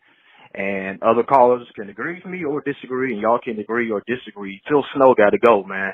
That college defense ain't working in the NFL, man. It's not. The Panthers played their fucking hearts out today, man. God knows they did, man. And Sly needs to fucking go next season, too, man. He needs to fucking go, man. If he would have made that damn fucking extra point, man, we would have won this game by a fucking point. You know what I'm saying? Or we had to force the Chiefs to go for 2, man. We lost by 2 fucking points, man, against the Super Bowl fucking champs, man. I'm just sick of this shit, man. I really am. And Christian looked like he got banged up too. You seen the way he was moving his neck, left his head, left and right. I hope it's not nothing serious, man. Curtis Samuel played a hell of a game. Christian McCaffrey played a hell of a game. Teddy Bridgewater played a hell of a fucking game, man. You seen that damn drop that he did? He had a fucking flip. And my thing is this: Teddy needs to start using his fucking legs. Start thinking what Cam used to do. If the receivers ain't fucking open, take off fucking run and scramble for 3 or 4 fucking yards, man. That's all you got to fucking do. He's not Cam Newton. He's not Steve Young. He's not Michael Vick. You know what I'm saying? But he can move the ball if he scrambles, man. Like I'm saying, this was a good game. I'm just pissed off I fucking lost. Phil Snow got to fucking go. Joey Slye got to fucking go. Always remember, y'all, keep pounding. Love the passion of the call. Love G. Cavassier. He's a big time. He's a long time caller. He's a superstar caller. Disagree with the Phil Hall of Famer. Yeah, Hall of Famer. I don't think he's got the horses, dude. And I think this is that Russell Douglas is the best damn corner on the team, and he's like a retread off of another team that cast off. I don't think you really got a ton of talent back there. You're missing parts in the safety at safety. You got Franklin, and these kids are playing. They are playing hard, and even on the defense, they're playing hard. I think holding the Super Bowl champions to 33 in what is the most prolific offense should be a compliment in themselves. And when it comes to Joey Slye, first take this plus 60 yarders off the table, right? Is that whether they're made or missed, you're a hero, but you ain't a zero when you miss a 60, right? Is like, okay, like that's not a problem. He missed one other field goal, but it did look like the wind conditions were giving these guys some problems out there. And it was a longer one. I don't even have a problem with him. I dislike him less than I'll dislike Graham Gano. How about it? I'll put it that way. And I'm not saying that he's the answer. I just think that it's a tough pill, isn't it, G? I told Cody when we came in here, is he said, man, this is a great game. This is my favorite game of the season. I said I was irritated. And I'm irritated like you because it was in reach. So close. You could taste it a little bit. But it wasn't. Maybe it wasn't as close as we thought. Well, I mean, listen. That's why I'm like, I really don't understand how people. Listen, man. Shout out to Cavassier, man. Like we said, Cat Call Hall of Famer. But again, I hear the criticisms of the 3-man rush, like of the college style defense. But again, I don't know this. I mean, G, your guess is as good as mine, man. But I agree with Tony on this. I feel like he's doing the best with the roster that he has. We are absent K1 Short, which, by the way, again, if K1 was healthy and competing, Derek Brown would be looking even better than he is. Yatur Gross-Matos missed a bunch of time. Christian Miller opted out before this season because of COVID. Our defensive backfield is having to play guys that were not set to be starters. Like, there's a level of reasonability that you have to have when talking about all this stuff, man. And again, Joey Slye, I don't know how you blame a man for not hitting the longest field goal in NFL history, man. Like, what more is that man supposed to do? How about this? He missed the one earlier. The one earlier in the game, I think, is probably what he's more referring to. How about this? I feel wasn't there one? Didn't he miss one earlier in the game? Yeah, he missed, and Butker missed. But as you said, yeah, it was a windy day up in Arrowhead. And then number 2, how about this, Tony? I think there are, other than Joey Slye, there are maybe 2 other guys in the NFL that could even attempt to make that kick. I think Harrison Butker on the other side of the field is probably one of them. And I would say Justin Tucker of the Baltimore Ravens is the other one. Like, literally, Joey Slye is probably the only other guy that has enough boom. And I'm not talking about accuracy, just enough horsepower to kick a ball 65 yards. Like that, the one they asked him to do today was so if he would have made the one he missed by inches in New Orleans to tie the game up, it would have been the longest kick, right, in NFL history. Ever, yes. This one was further and outside. I actually want to say this is I don't even think we should have done it, and I wonder why. And I think that maybe that says, and I hate to, I'm gonna make some people mad, but what does that tell us about the? You thought you had just as good as chance as that, which is very like less than 1%, as Teddy throwing Hail Mary. And maybe that has to do with the offensive line. Maybe there's some other things. You know what I mean? There could be a lot of other things. It's not just Teddy. But I think this is like Derek Brown. I'm going to say, give Phil Snow time before we make a judgment. And I promise you this, if you want him gone, you're going to be disappointed. Because I don't see Matt Rule. I see that Matt Rule would fire Joe Brady before he fired Phil Snow. He's like been his dude. But also someone said that, what was it? It was Salesman on Twitter, is the Phil Snow press conferences are awesome because he has, it's like Barry White and he looks like an old Jean-Claude Van Damme. He has the most scruffy ass voice. But I want to bring this up is the Panthers today have gave up the second most points they've given up all season. And that's not bad. 33, I know that's high when you're used to see it, when you want to have a top flair defense. But we gave up 34 against the Raiders, 31 against the Bucks, 16 against the Chargers, 21 against the Cardinals, 16 against the Falcons, 23 against the Bears, 27 against the Saints, 25 against the Falcons, and today 33 against the Chiefs. Not the most prolifically great defense, but we have not been a sieve for points. And all those teams that you just mentioned, Tony, with the exception of New Orleans and Chicago, all of those teams have pretty high-powered offenses. They have high-powered offenses, man. They can attack every single level of the field. And our did you see we've played up against those guys? Did you see we've played 6 NFL MVPs in a row? Dude, that's what I'm saying, man. I mean, Dude, the only one that looks ridiculous up there is Nick Foles. Like you see his face, you're like, I don't know. But have you seen Justin Herbert's list of the quarterbacks that he's had to play against? Like he's played like against the same all one. And then like Bridgewater, you know. But I don't know, man. I think listen, I really don't know what people expect out of this coaching staff, man. Well, you know, when we're in our feelings I'm too. Impressed. Yeah, you know, is that it does suck when you don't get any sacks. I thought that was a reasonable question posed by people today, and here and in you know support of what G is saying is that maybe there is a little hesitancy to blitz at all in his defense at this moment, you know, and we saw that. That's what like Sean McDermott was a never blitz guy, and then Wilkes was a blitz every play because he had to. I wanted to make the comparison of a lot of people on Twitter were saying this is that so you're trying to tell me they're down to their third string right tackle and we can't get a sack? Like, I mean, I guess that's a reasonable point is that we're not, and I think that goes to what the caller was saying with the front seven earlier. Is that we are getting some pressure at times. We're just not getting home a lot. So the defense is going to have to improve before this team is going to win consistently. But one thing they've not sacrificed is a ridiculous amount of points.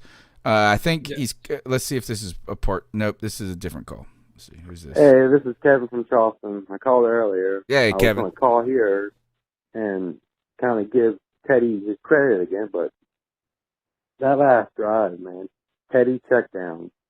What the hell?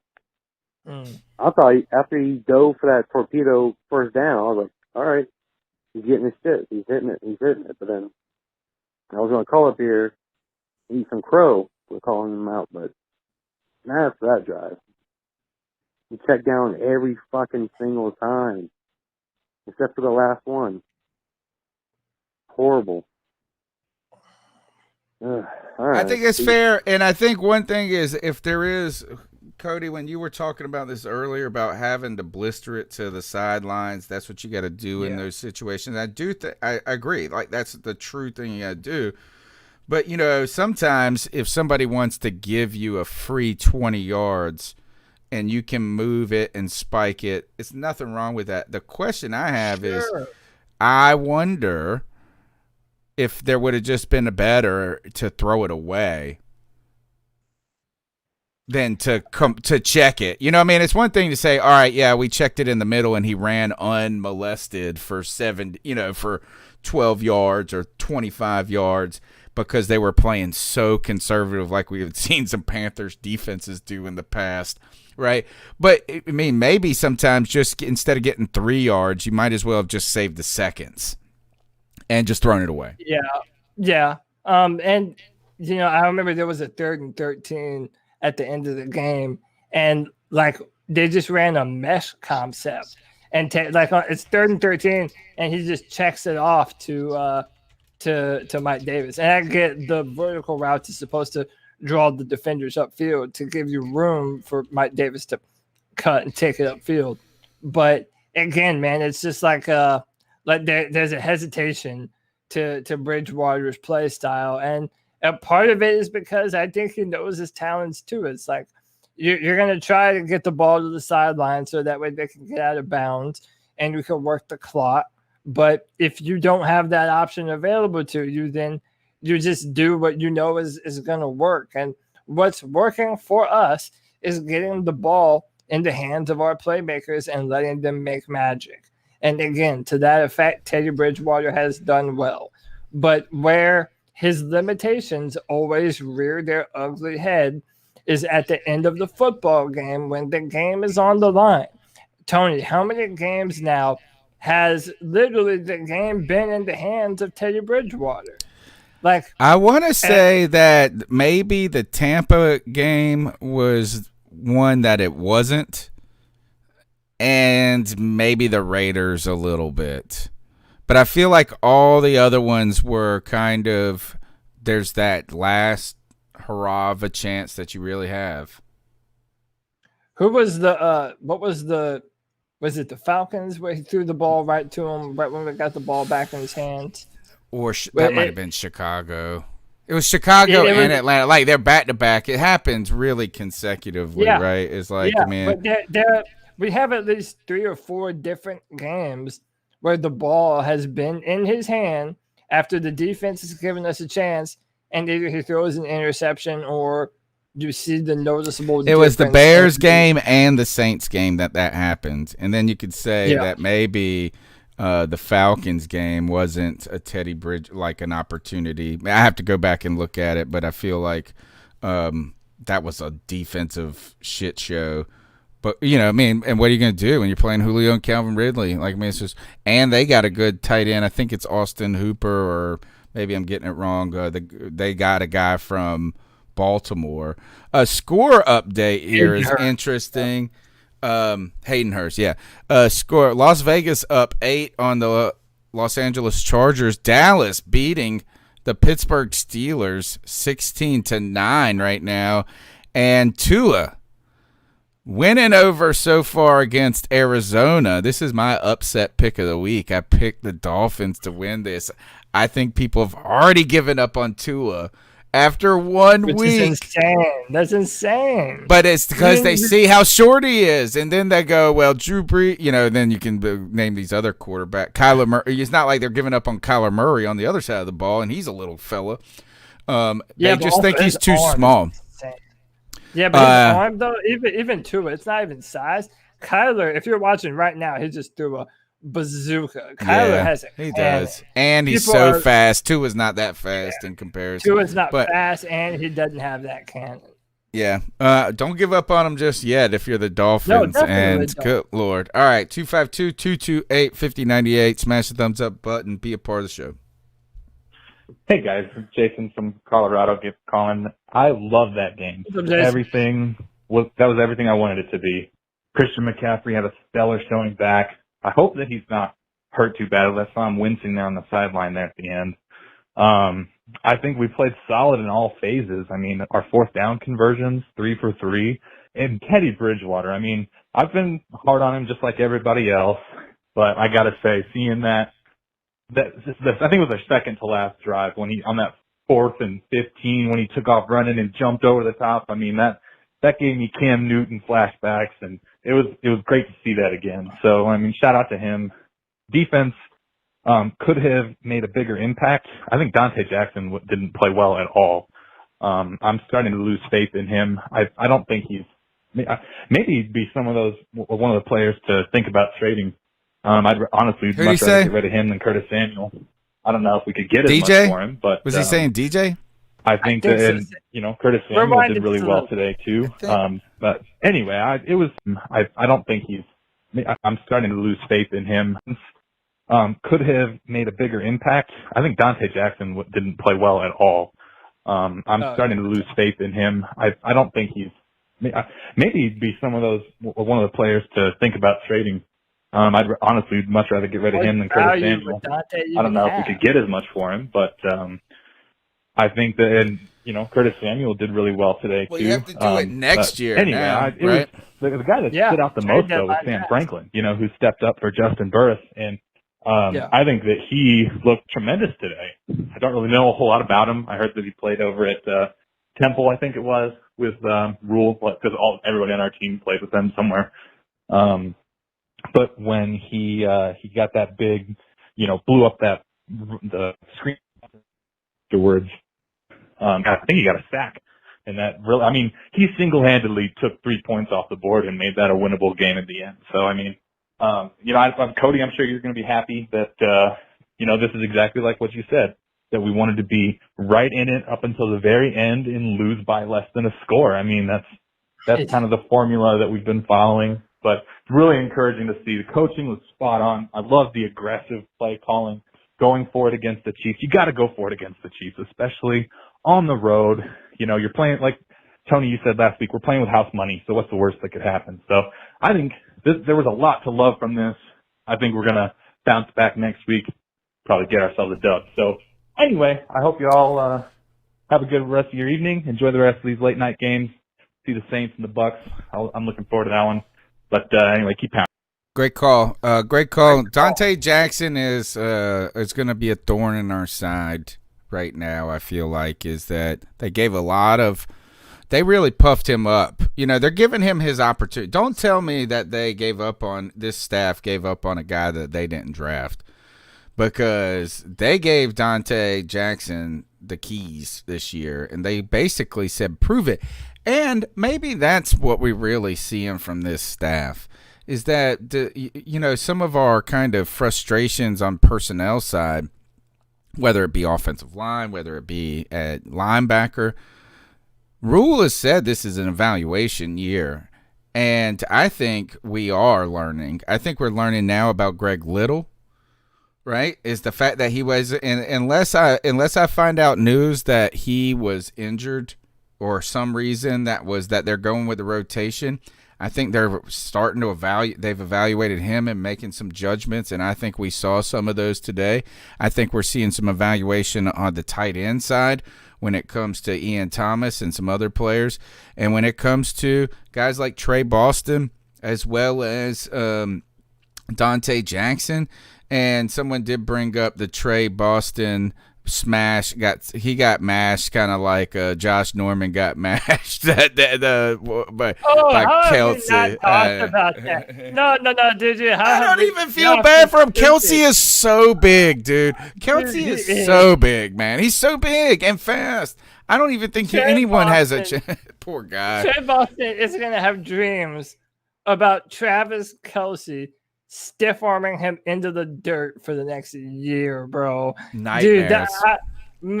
Dude, he just did him dirty, bro. Like, man, I don't even know what else to say about that, man. Like, it happens to the best of them. I guess you just have to.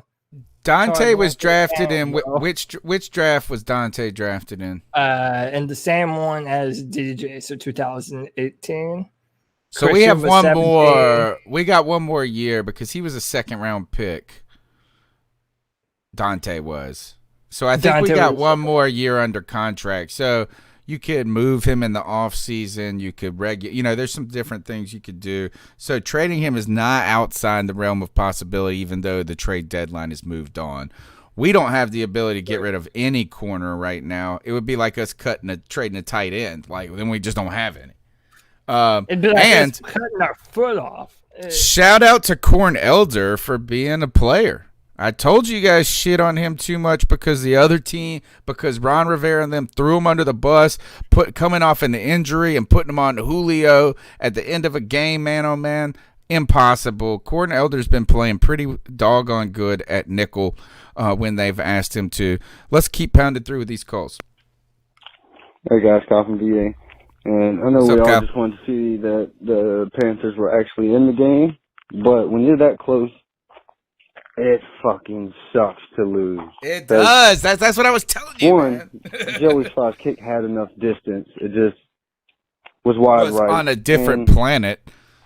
the third quarter is what really kind of fucked us up. But, man, if you look at the stats, Teddy had a good game. But if you watch the game, like, this man is the check down king.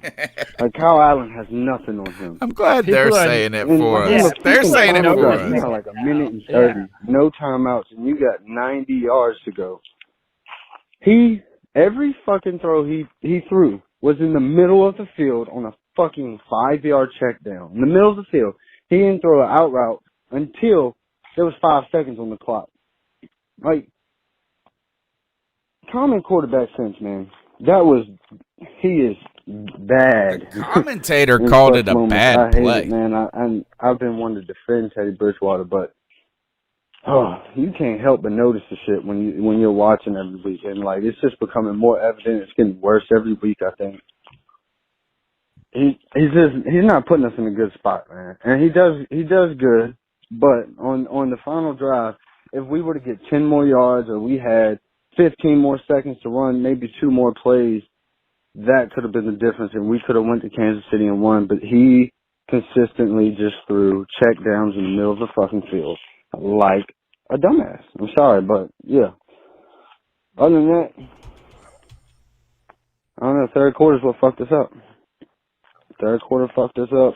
I hope McCaffrey's alright. I saw him got a little banged up on the final drive. I just can't help but think if we had Jeremy Chin, I think we wouldn't even need that field goal thing. I think he would have been able to guard Travis Kelce better than anyone on our team because he fucking ate us alive like Julio today. So it's hard to not imagine a what if we had Jeremy Chin today. I think we would have won at least by a touchdown. But anyways, we played hard. Matt Rule took more gambles than Ron Rivera ever did in his career today, so we had to come up with that name. I love what I see from Matt Rule and the coaching staff. We need a quarterback that can stretch the field. And man, I tell you, we'd be fucking nasty. Anyways, guys, keep pounding. Third quarter's been difficult for the Carolina Panthers offense, and today it was difficult for their defense as well. This game was really decided for us in the third quarter where we had trouble moving the ball and we had trouble stopping them from moving it. And they were just gashing us and gashing us and gashing us. I think it's kind of we've kind of gone over the Teddy comments a lot of bit on this. I did tweet early in the game, and I think that when you put all the discussion we've had on this podcast, as well as both the people who are pointing out the good things that Teddy does, as well as the bad things that Teddy has done on this podcast, that we've really put together a pretty cohesive, comprehensive discussion about him. You have said things like this: he doesn't throw the ball downfield until he just absolutely has to. I believe it's part of a conservative nature. Today, early in this game, yes, I mean, maybe I'm just like, when I see it, because I've seen it so much, and then people getting on me about saying it, that I want that when I see it, then I'm like, I saw it. But I was like, man, he don't even look past 3 yards. I mean, listen, it used to be just us saying this shit, but you're right, man. Like, now people in the calls are like, yeah, you guys called it. It's check down Teddy. By the way, I wanted to I like this. I wanted to pull this up. Diesel Drew in our chat room says Teddy is a temp. That's temporary Teddy. Temporary Teddy. And and let's highlight J-Dub too. Says, would you rather be blown out? And I think we have gotten exactly what we wanted on this podcast. The best case scenario, and that is not to be over. Well, I didn't say if you know what we would have. The best case scenario is be like go 12-4 and win the damn Super Bowl, but that also seems unrealistic. We wanted to be competitive. What did I say? You want to preserve draft status is something that's been important for our success going forward from your perspective. Yeah. Yes. I have avoided using terms like tank or wanting to lose for draft status because I don't like the stink. So what I say is I want us to get better from week to week. I want to see a competitive team with watchable football that's endearing, and I think we're seeing that. And you see a lot of different things. J-Dub said this is going to become a place or becoming a place people want to come play at. And so what we're kind of getting the best of both worlds at this moment. You have the optimism of the future. You have the opportunity of the now a little bit.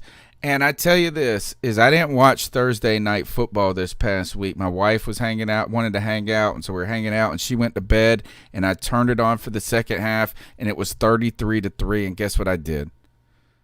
Changed the damn channel. Like I'm just like I'm gonna watch something else. I'm gonna go to bed. Yeah. Do you know what I have not done? Haven't changed and not that I would ever probably change the channel on the Panthers, but there's not even people aren't having to do it's like there's a lot of good things to be happy and excited about, and there's also a lot of truths to what the criticisms are about players and the reality of the team. Let's keep going through the calls. Hey, one more thing. Hey guys, last week after. Go ahead. So you were mentioning the Cowboys and the Steelers and how the Cowboys are up. You know who's quarterbacking them right now, right? Well, of course, because he comes from quarterback U, also known as Carolina Panthers. Tell him who it is. Garrett Gilbert, baby. Yeah, they brought him in, and he's made some good plays now. I've also, what happened to Kyle Allen? Tell us what happened to Kyle Allen. Yeah, today. And we do need to talk about that, man. Kyle Allen, dude. That Washington football team, I even think that stadium is just cursed. Kyle Allen today had another Alex Smith, Dak Prescott type of injury where he just had his whole foot turned sideways, man. Someone came down and landed on his leg wrong. And he had this whole shit twisted sideways. And then Alex Smith, his backup, comes in and ends up throwing a touchdown, the first that he's had since 2018, when he sustained that same kind of crazy injury on the same football field, man. So, listen, man, we talked a lot of trash last year about Kyle Allen. Yeah, you don't want to see people get hurt. Nobody ever wants anyone to get hurt or not be able to play the sport that they love and how they support their family, man. So, shout out Kyle Allen. Prayers up to the man. Hope he gets better soon. I tell you what, he definitely has the right inspiration already on that football team to help him through this, doesn't he? It was, my wife's a big Georgia fan. I pull for the Bulldogs as well because I'm married into it. And there was a play by a Georgia receiver yesterday who was basically his face was in the grass and his toes were pointed at the sky. You know what I'm saying? Like, that's the type of injury you're talking about. And so, whatever you do, just hopefully, the best to Kyle Allen and him in his recovery. And you do got to, boy, there's a stink on that stadium when it comes to the Redskins. And, man, I wish they could have beat the damn Giants, though, because I want the Giants to continue to just suck. just in misery right now because I think that I also predicted that the Redskins would win. Let's go with I was polls. pissed. But this week, man, listen, we might have lost, but goddamn, did I not? I absolutely loved that game. I loved how aggressive they were. If the Panthers hadn't gotten the fake punt, the fake onside, the 4th and 14, any of that, I would not have been mad. I mean, there is no reason to not just fucking go for it. We're not going to make the playoffs. We're playing the Chiefs. We might as well give them our best shot. And we absolutely did. The defense, I was expecting our offense to play great. But, you know, our defense really put up a good fight. And in the first half, I know they let up less points, but I actually felt like they played better in the second half. It felt like in the first half, Patrick Mahomes was just missing passes, and he wasn't really playing that well. But the defense really got pressure in the second half. I don't know. They just play with a lot of heart. I mean, Teddy Bridgewater, it breaks my heart to say that he's not the guy. Because I mean, the way he fights for that team, the way he jumped on that 4th and 14, just the way he plays for this team, I mean, it hurts me to know that he's not the future of this team. But I'm still excited to see him play for the rest of the year. It's a fun team to watch. Joey Sly was just unlucky. I mean, the onside kick was good. His field goal was good. He just wind pushed it, and it just wasn't his day. I mean, Ian Thomas. You know, I saw a little bit more of him today, and the one catch he made, he fumbled. I think we might have another Will Greer situation on our hands where everybody wants to see him, everybody wants him to get out, and then when he actually gets out, but you're like, why isn't he out there? Why isn't he out there? Why aren't they using him? And it's like, maybe he just sucks, you know? Maybe it's like Will Greer. You know, we all wanted him to be out there. We're like, why aren't they putting him in? Are you not seeing Kyle Allen? And they put him out there. He was even fucking worse. So, I mean, also, I saw something really weird. You know, I know PJ didn't really complete a pass last week, but I thought I liked his arm talent, and I just thought it was strange that he was inactive for today's game. I don't know. I thought that was a weird note. I guess they're trying to keep Will Greer still spirits high, but whatever. I've been rambling on here, guys. Love the podcast. Keep pounding. Keep pounding. That's the call of the night for me. It's a good call. I thought it was a good call. I thought I hit a lot of good points, and you know what? I just agree with all of it. You know, I mean, it's like, what can you not be happy about, A? B, we talked about Ian Thomas being out there a lot, but guess what? Non-factor again. The defense played with a lot of heart, despite going against the most prolific offense in the NFL, arguably. I mean, yeah, we can split hairs about maybe Seattle, you know, Buffalo, I guess. Who else would it be other than Seattle? The defending Super Bowl champions who have only lost one game this year. That's who we just brought to the edge. Yeah. That's what I'm saying. Listen, man, if you're a Panther fan, you deserve to feel proud, man. You're not going to win them all. And again, you said, Tony, that you're avoiding the T word, tanking. I agree. I don't think that we've ever been wanting or willing to do that as an organization. Fans might want it, but teams don't do it. But one of the things that we have said is that this is a rebuilding football team. And what more could you want from a team that just drug the defending Super Bowl champions to the brink? If anything, that should give you hope that this rebuild that we're going through isn't going to have to last 3 or 4 years, man. We are a few key pieces away from being a legitimately good football team, man. And I think that we're a quarterback and a few offensive linemen and some defensive players away. And if you have a good draft or two, that's not hard to do. The Panthers, however, need to fire the guy we have in the front office right now. Because if you're not happy with Will Greer, be mad at the guy that drafted him. And that's Marty Herney. And that does not spell good for a future where the Panthers are going to have to depend on that man to pick their quarterback of the future if he is indeed the guy that's going to pick our next dude. So Herney has to go. Herney has to go. He has to go. I'm not going to oppose it. I'm not going to oppose it at all, right? Is that I've tried to make arguments about some things that he's done okay and nicely, but you know what? Maybe you've had your opportunity. The one thing, though, that does concern me is it seems like Matt Rule, since we picked Matt Rule over Marty Herney, and they have this kind of good working relationship, maybe Matt Rule and them can turn Herney around in a way, and that is they got to have some more confidence in them. But it doesn't sound like they've really been deciding the picks as much as we thought they were, or at least the kind of one-off statements we've gotten from Rule haven't suggested that. Other good thing about this is that not only are we is watchable football, but the coaching staff who has limited experience. Let's just be honest. Matt Rule has limited head coaching experience. Yes, did he do some great things at Temple and at Baylor, but he wasn't there for extensive periods of time. On top of that, Joe Brady, he's shown a lot of promise and stuff. Yes, but is his coaching experience extensive? We're getting good game experience both for the coaching staff and for these young players this year, and that is exciting. 252-228-5098. What's up, C3 Podcast? It's Run DMC Lovato.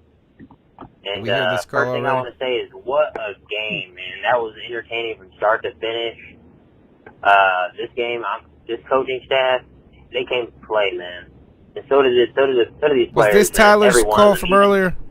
Even Teddy Bridgewater, which I'm about to get into in a minute. Yeah, I think so. Okay. Keep that. What is what up, happens guys? when I do them out of order. It's Joey. And sometimes I feel like we Carolina Panthers play better. Joey's just in time. When we're not supposed to win than we do when we are supposed to win. Kind of noticed that like last year too, but I mean, we went and got ourselves a legit riverboat. Like, Ron was only a riverboat when he thought he was about to be replaced. Yeah. This guy's a riverboat in the 7-year contract. I mean, and Teddy's playing with a lot more confidence. I mean, Teddy might be Teddy, but he's better than he was with the Saints last year. And we almost won the game today. The Kansas City Chiefs in Arrowhead, no less.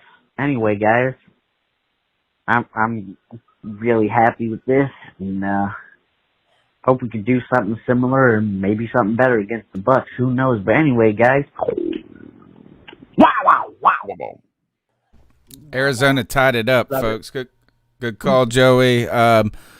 Chargers pull within 2. Dallas still on top.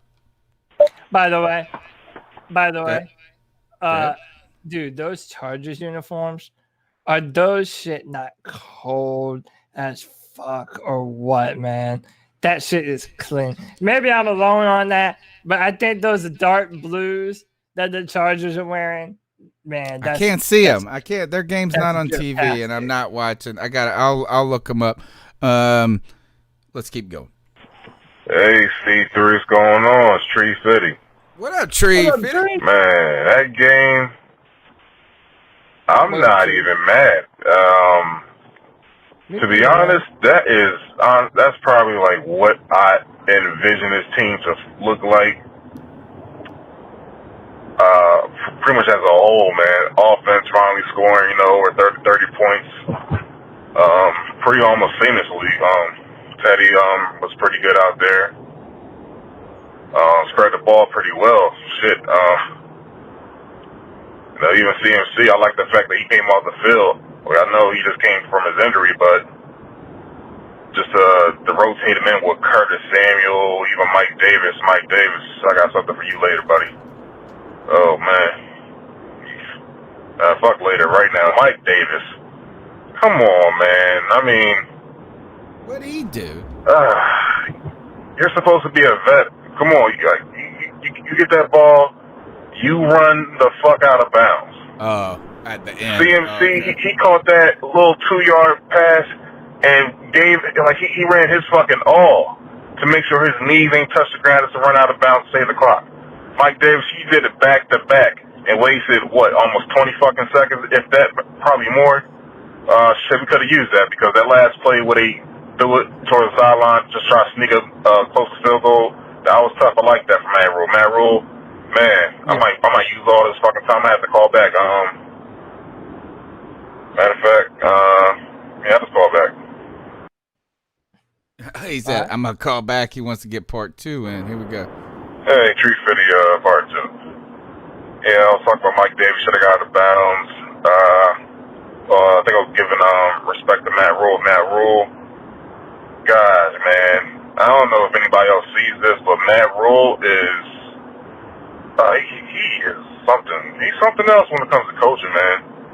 The fact that he went to this game with the strategy of do what we do best, dink and dunk, get positive yardage, take advantage of KC's pretty medium, moist-ass defense, and just march up and down that field, take as much time off that clock, just to get that fucking ball away from fucking Pat Mahomes, man, before he fucking finds out Dante's fucking shitty out there with his toe and carve his ass up, you know.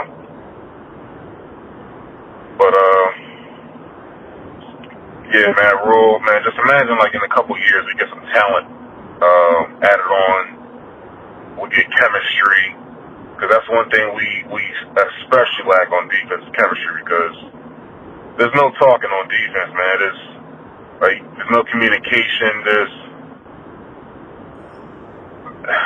There should be some type of synergy amongst, you know, the D tackles, amongst the linebackers and D tackles. There should be pairs out there, man. I mean, you know, whatever, but that's gonna come in time, you know. But this game, I'm not mad. The future is bright. I like how we're gonna look, and keep pounding. Keep pounding, man. Great call. Shout out Tree Fidget, man. Yeah. And listen, you know, it kind of dawned on me while listening to that call. I think what we're hoping is that Matt Rule becomes our very own version of Pete Carroll. And what I mean by that is you're talking about a culture. What a good analogy. Yeah, you're talking about a culture builder. So, like, Matt Rule is not the guy that's like Joe Brady, that's calling the X's and O's, that's dicing up the defenses. He's also not that on the defense either. He knows how to motivate guys to play hard, and he knows how to put the right people in the right positions. So it's not a surprise that we went out and got Joe Brady. That was because Matt Rule knew the kind of coaching staff that he wanted to build. And I think that's really kind of what we're seeing, right? And by the way, if you even Pete think Carroll about got an too, extension today or this week, by the way. Oh, did he really? Yeah. And he deserves it. He deserves Hell it, man. yeah. His coach, he's like 120 wins and 60 losses. Dude, the Seahawks are always a contender. Like, ever since Russell Wilson has been their quarterback, they've missed the playoffs like 1 year, I think, which is bananas, dude. Like, if we can build our own little slice of Seattle here in Charlotte, here in the Carolinas, man, I think we could be sitting pretty good, man. That doesn't seem like a bad look for us. I told you I don't like don't do this for vindication, but to show consistency of some of my perspectives I've had doing this podcast for 8 years. One of the main things that I complimented Ron Rivera at the beginning of his career was his willingness to fall on the sword for his team at any moment, right? And that is, we got to go back. It starts with me. I got to fix this. We're going to get it right. After the Super Bowl, I said that Ron Rivera significantly changed from being that type of guy to being a guy that was a little too willing, even if it was necessary not necessary, even if it was correct, to point out how some of his players maybe played poorly or some problems that came up. Kind of, I won't say excuse making, but more diverting blame away from himself a little. That truly happened, I believe, after he won the second Coach of the Year. I think that was his second by the time we got to 2015. If it wasn't, after the 2015 season. I tell you one person who doesn't ever do. Pete Carroll is the biggest fan of his players, whether they deserve it or not. Yeah. And he allows other people, you know what, make the GM the bad guy. Make the GM the guy that comes in and cuts the players and makes the hard things. Pete Carroll's over there chomping that gum. Yeah. He's cheering for his team. He's like I didn't see that hit. He's like, oh, you thought that was a person? No, I didn't see that. He's like, I thought it was warranted. You know, he is one of the boys. He's one of the guys. It's fun, and I think I love that, Cody. That's why you're the most popular person on this podcast for comments like that. Let's keep blasting through these calls. What's up, guys? It's Jared Payne here. I know I'm always throwing shade at Cody for all the Cam love. I do love Cam as well, and in fact, I bought the damn jersey. And it's, still folded up in my closet. Anyway, just want to say, great game today. Love you guys, and I just know that the best is yet to come. Anyway, just thought I'd spread some positivity. We have a lot to look forward to. And I'll tell you what, Teddy did look strong today, and he showed his heart. You cannot deny that, Cody. Nope. You know who I am. Did. Later. I didn't, and I hope he listened to the whole show, man. Because, again, I think Teddy did some good things today, and I think I gave Teddy Bridgewater his credit for doing some good things today. So, yeah, man. But ultimately, I like the positivity, man. Like I said, I'm happy today, man. I know you and G and a lot of guys were disappointed, but you know how I feel about the draft. I feel like we're one good draft away from really putting together something special. And that especially when you throw in free agency, we're going to finally have money to maybe say, it's crazy. And big shout out to all the listeners and callers and people in the chat room. I said that the podcast listens have dipped, but the community has not taken a dip at all because look, J-Dub has been here since day one with us. Joey the Blind Panther calling in. I mean, you got a lot of compliment. We're getting these great voices in the calls. G. Cavassier, a legend. So look, we appreciate you guys hanging out with us and chopping up this Panthers football. Hey, my apologies. Tree Fitty again. This is, I guess, a part 3. What up, Joey Sly. Man, y'all need to leave Joey Sly alone. Harrison Butler fucking missed one too. Yeah, and Joey, he got a fucking powerful leg on him. It was windy as hell out there, and he was still, doing his damn good job as far as I'm concerned. I mean, shit, second gear kicker, doing a lot better than Graham Cano when he was a second gear kicker. I tell you that. I hate Graham Cano. It's facts. He's having a Joey good season. Sly, let that seed grow, man. Just let these seeds grow. Give it time. I like it. All right. Thanks for the call. Man. For sure. I mean, it's QT. No, man. No, we're good with Joey Sly. I don't blame Joey Sly at all for the events of today, man. You can't blame that man for not making the longest field goal in history in Arrowhead with the wind blowing. So come on, man. It's not Joey's fault. All right. Let's pound through these calls. Well, if I press play, you got to play. It's QT. I thought this was a live thing. I thought I was calling to get in line, but it's good, man. On everything, I just need to put up a petition to get Whitehead out and put Carter in. And then Joey Sly need to make at least one motherfucking field goal to win this game. Goddamn. Keep pounding. Pause up, y'all. Keep pounding, man. Shout out QT. Oh, and Davis needs to get the fuck out of bounds when he kicks those balls with no timeouts. Oh, that's the second time. That's the second time we heard that. Hey, man. Hey, listen, Mike Davis is undrafted, but he's not above criticism too, man. Like, whatever. Everybody. We didn't play him at running back today, though, and I think that is unfortunate. Yeah, it was unfortunate. I think we should have. I think we could have mixed some things up a little bit better in the backfield today. But again, these are minor criticisms, and we have not cracked the nut on how to have live calls where I can get people in my, like Cody, to hear. So if we had, I can do live calls where I talk back and forth with you. The problem is that Cody can't talk back and forth or without this echo and reverb. We've been trying to figure out some things. Who was it that good listener of the show that recommended it to us? You talk with him a lot on Twitter where he said y'all got to check out. Yeah. I'm gonna have to. I it's think from Raleigh, homeboy from my man from Raleigh. Darius? Darius from Raleigh said we got to continue to look into Discord. There might be some opportunities. We'll keep getting after it. And other than that, I think that's here's the last call. I think.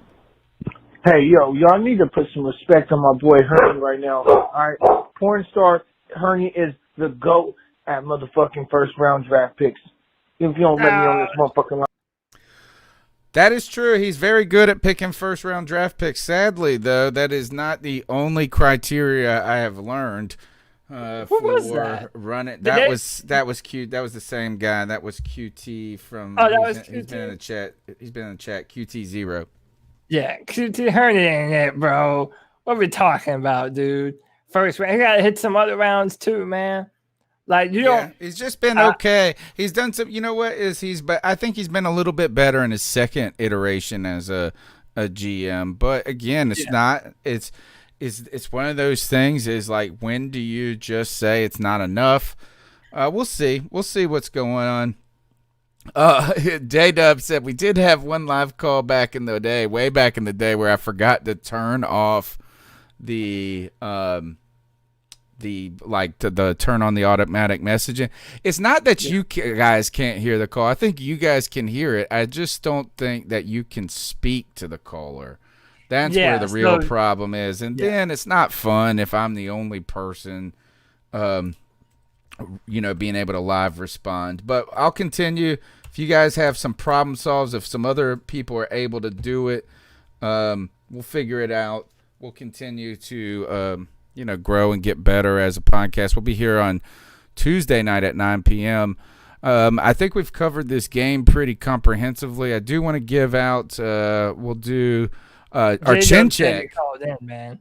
Yeah, J-Dub, it was J-Dub, and I answered it. Like all of a sudden, the computer started ringing, and I answered it, and it worked. Okay. This was long time ago. The chin check we give, our chin check is the defensive player of the game, and where we, in this year, in past years, I guess you could have just almost given it Luke Kuechly every year. Every game. There's not that many great defensive players on this team at the moment. Some guys playing a little bit better than expected, some guys playing worse than expected. Probably be better to give a bad defensive game ball out than a great one. I'm kind of starting to get into the rhythm. I'll let you go first because I think you're going to just say your favorite player, and that's who I think the easy low-hanging fruit is. No, man. Actually, I'm not gonna do that, man. You know what? Because today I'm gonna give it to. But this isn't just a defensive player, right? Like, can we give this? Chin check is the defensive player. Okay, all right. Well, then if we're going defense, I'm going Sam Franklin, man. Maybe that's who I was gonna go if you went with your boy. So good. You go with Sam Franklin because I'll go with your boy. Yeah, man. Listen, I think Sam Franklin has been we've mentioned a bunch of names, Troy Pride, a few of the guys that we drafted in the later rounds that someone might step up and kind of fill a vacancy for us. And really, Sam Franklin has come out of nowhere, man. Like, he's a name that nobody really had on their radar in training camp. We don't really know a whole lot about him. But, man, let me tell you, he played out today in some big moments, sacking Patrick Mahomes. He made some good plays to the football. Listen, whenever you have an opportunity to shine and make a name for yourself, you don't get many opportunities to do big things in the NFL. So shout out to Sam Franklin for really having a good game today and helping the Panthers get in position to potentially win against one of the best teams in the NFL, man. Shout out Sam Franklin. That's my chin check pick of the week. My chin check pick goes to Brian Burns. Who just, I don't know when he's going to become the complete player, but he's an impact player. And just continuing to make big plays in important times. Brian Burns. And on the offense, Who are you giving it to? Your game ball, your dab on them. Hey man, listen. If today ain't the day, then there might not ever be any other day to do it, man. I'm a dab on Teddy Bridgewater. Let's go, man. Dab on the player of the week, Teddy B. That man has 2 gloves, and he wears the fuck out of them, boy. Let me tell you, man. Teddy Bridgewater. I mean, he's basically better than Lamar Jackson. Let's keep it real.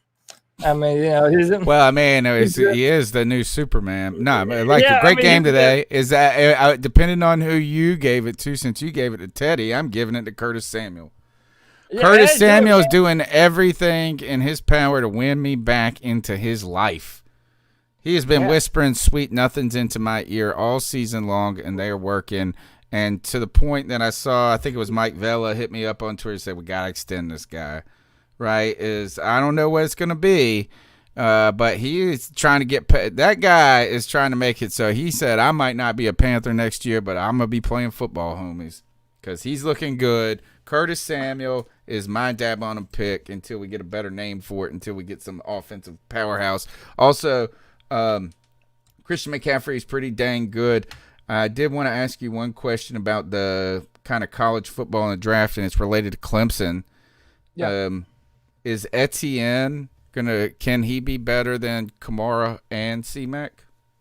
Is there a possible world? Travis Etienne is Alvin Kamara with a rocket booster up his ass. I mean, if Travis Etienne could, if Kamara could run a 4.3, then he'd be Travis Etienne. Travis really did himself a favor. He could have declared last year and been a 1st or 2nd round pick. He decided that he wanted to come back to Clemson to elevate his passing attack. He has not been a good receiver for most of his time here at Clemson. But, dude, this year, Travis Etienne, he's had multiple games of 100-plus yards receiving. And whenever you have a guy that can line up in the slot and he runs a 4.3 and you can target him down the field and hand him the football and no one's going to take him down, the dude breaks tackles. I think he has the Pro Football Focus record for the amount of broken tackles in one season. He's the all-time leading rusher in the ACC. Travis Etienne is the real deal. Tua touchdown to M. Hollins, whoever that is, tying it up. Yep. It's going to be about to tie it up. It's going to be 31-30. It looks 31-31. Watch that Travis Etienne in your fantasy leagues next year, folks. All right. C3 Panthers podcast. Tony Dunn here at @_Chronicles. Subscribe on YouTube. We're on iTunes, TuneIn, Stitcher, and now Amazon Podcasts. I saw they have added us now, and at my request. And then you can find us on Tuesday nights, 9 p.m., longest running Panthers podcast, 252-228-5098. How can they follow you on social media and what you do, Cody? Yeah, man, you can find me on Twitter at CodyLac, CodyLac. Hit me up, man. I'm very sociable. I'll talk with you about whatever you want, man. It's not out of bounds for me. You want to talk football, you want to ask me questions, I'm down. Politics, whatever, man. I'm down for it. I'm a bullshit with you. And, say nasty shit to Brinson Burson. That's unnecessary. It was necessary. It was necessary, bro. Brenton Burson was pissing people off on Twitter, and we all know that's the bastard love child of Jerry Richardson. And that's, the best Jerry Richardson could do for him was leave him on the practice squad for a few years. Shots. God. Yeah, man, he was giving his mama back shots. That's how Brenton Burson came to be, man. Come on, you know this, Tony. You know this. Right. He's at Draft Tech. He writes for Draft Tech, and you can find the Cripple Connection. Every other Wednesday, you find a brand new Draft Tech mock draft. And me and my man Jeffrey are doing the Cripple Connection podcast. We're probably going back to doing it either Thursday or Friday. But we're going to try and stream some Among Us at some point and get a few people to do it with us. So if that would interest you as well, message me on Twitter, and we're going to try and make that happen. All right. We'll see you guys Tuesday. Until then, keep pounding. Keep pounding.